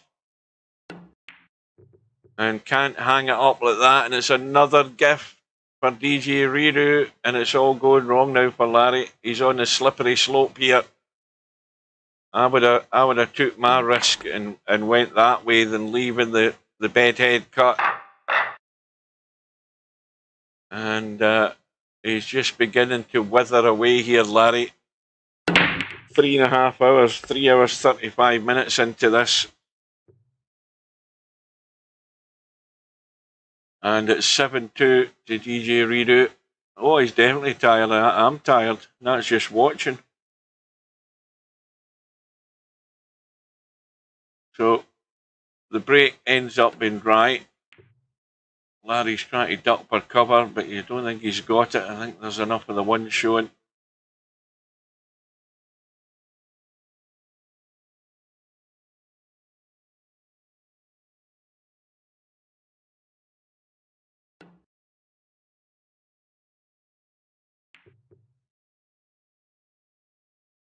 I don't think that's any good, because I think DJ Reader can cut that one. He can set. Let's have a look. No, I think he can. Yeah. Few balls going in off the 3 though, into the opposite corner. Well, here's a test for Larry. If only because he's got ball in hand and they're all there, it's a question whether he can hold himself together to get out here.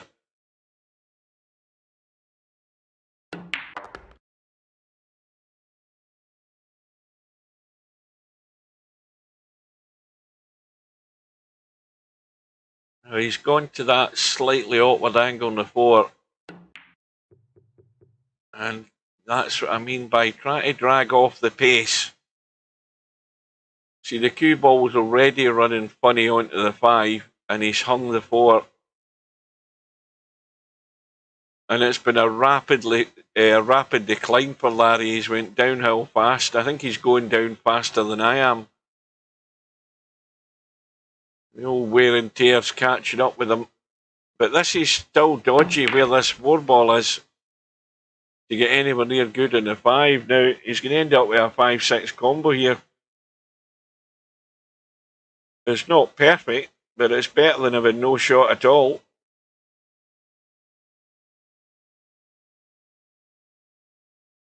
He's got to cut that line. In fact, he's not taking it. He's not taking it on. Deciding to make Larry's troubles even worse. Larry's going to do the short jump. Got to stay in the table. And he's got it. Nowhere near good on this 6 ball though, because this is another testy one. Well, it's barely got room past the 8 ball for a start going that direction. It's a horrible cut going that way. It's horrible going into the side. So he's made his choice. And that's not enough cut. But at least now, well, he's got a roll of the ball. It's gone safe. That's not a bank.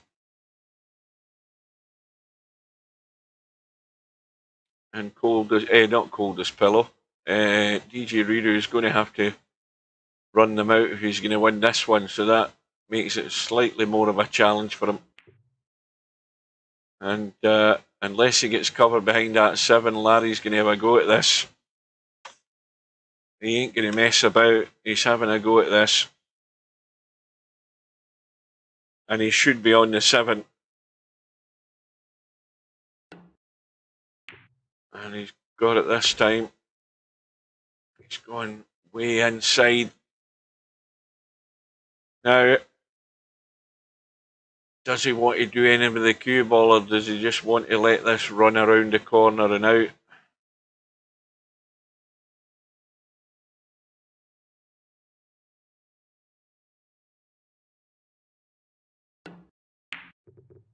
Oh, he's hung the 7, and it's almost hasta la vista time, Larry. And again, DJ Reader's stuck in the pocket here. Big draw to get out of there. Got to watch the other side pocket though. Well, he's content to leave it long.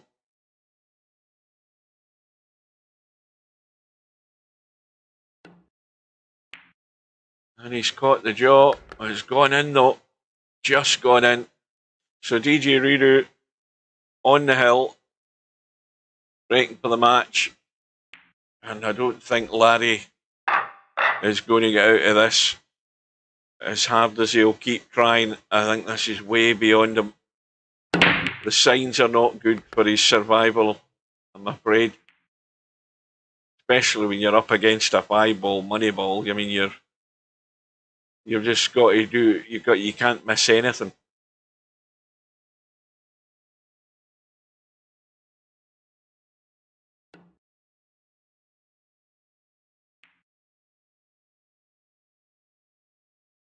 Okay, the one ball's not got a pocket up table.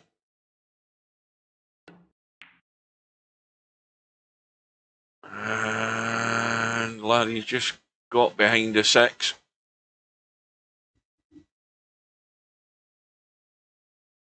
So straight up and down for a hit in the 1. And that's going to be ball in hand, I think. Did he hit that in the way up? Yes, he's going to be ball in hand. So a chance to get 1 back.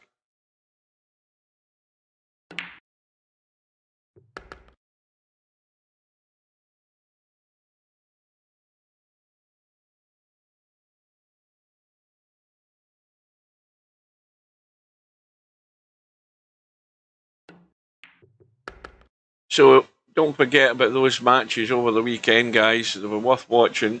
If you can't be there, don't forget to go to my YouTube channel. They'll be on the playlist for the tournament. All the more recent matches on the 10-ball tournament playlist all appear at the top of the playlist. So it's easy to find them.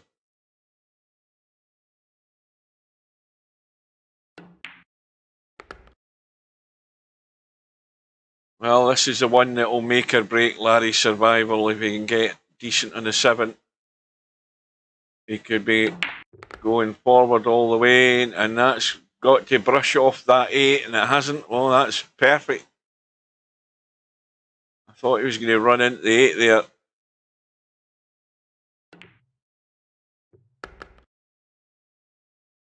And again, he's just gone too far on this 8-ball. Probably leave it long up the table. Or is he trying to run to the other side? Yes, he is. He could have just left it long. But he's going to get another one.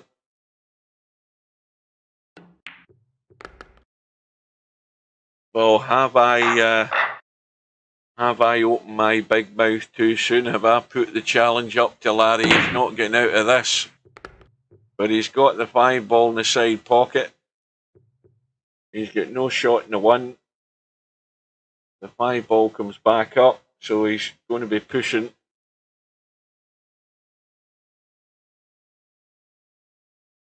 Oh dear. Big yawn time.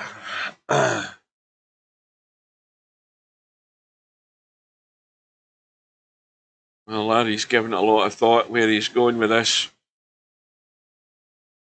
I mean, he could just roll onto the 5 and leave the edge of the 1. I mean, it won't do any harm. He doesn't want to roll behind the 5, though. Is DJ Reader going to play this? Is he going to give it back? I think he might give it back. No, he's playing it. How's the outcome? Not bad. Now, is Larry going to go for the old heave-ho and stun this 4-ball in off the 1? Or is he going to try and duck for cover? Because that shot's on. That's like a cowboy scratch shot off the 1-ball, juicing this up and playing the stun into the 4. But he's not interested. He's trying to get length in the cue ball and get cover, and I'm not certain that he has. Let's have a look. In fact, he's left enough of that 1-ball, I think, for it to cut. I'm pretty certain it does.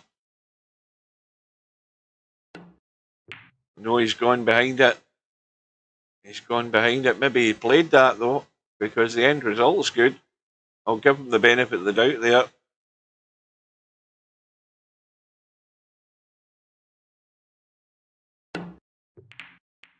Now, did. I think Larry just caught the one ball. I think he just caught it. Yes, he did. But it's wide open now. Down to the middle of the table. Well, he should have come down to the middle of the table there. Okay, I mean, he can still pot this in off the 4. He doesn't want to get into the cue ball too much and hook himself behind the 8 or the 6 or something like that. Commentator's eye. He almost did it. Almost did it.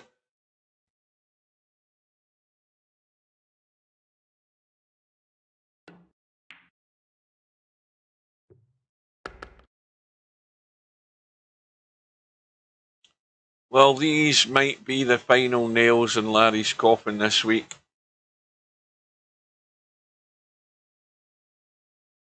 So if you can get decent on the 5 ball, it's all over. Well, he's got the shot.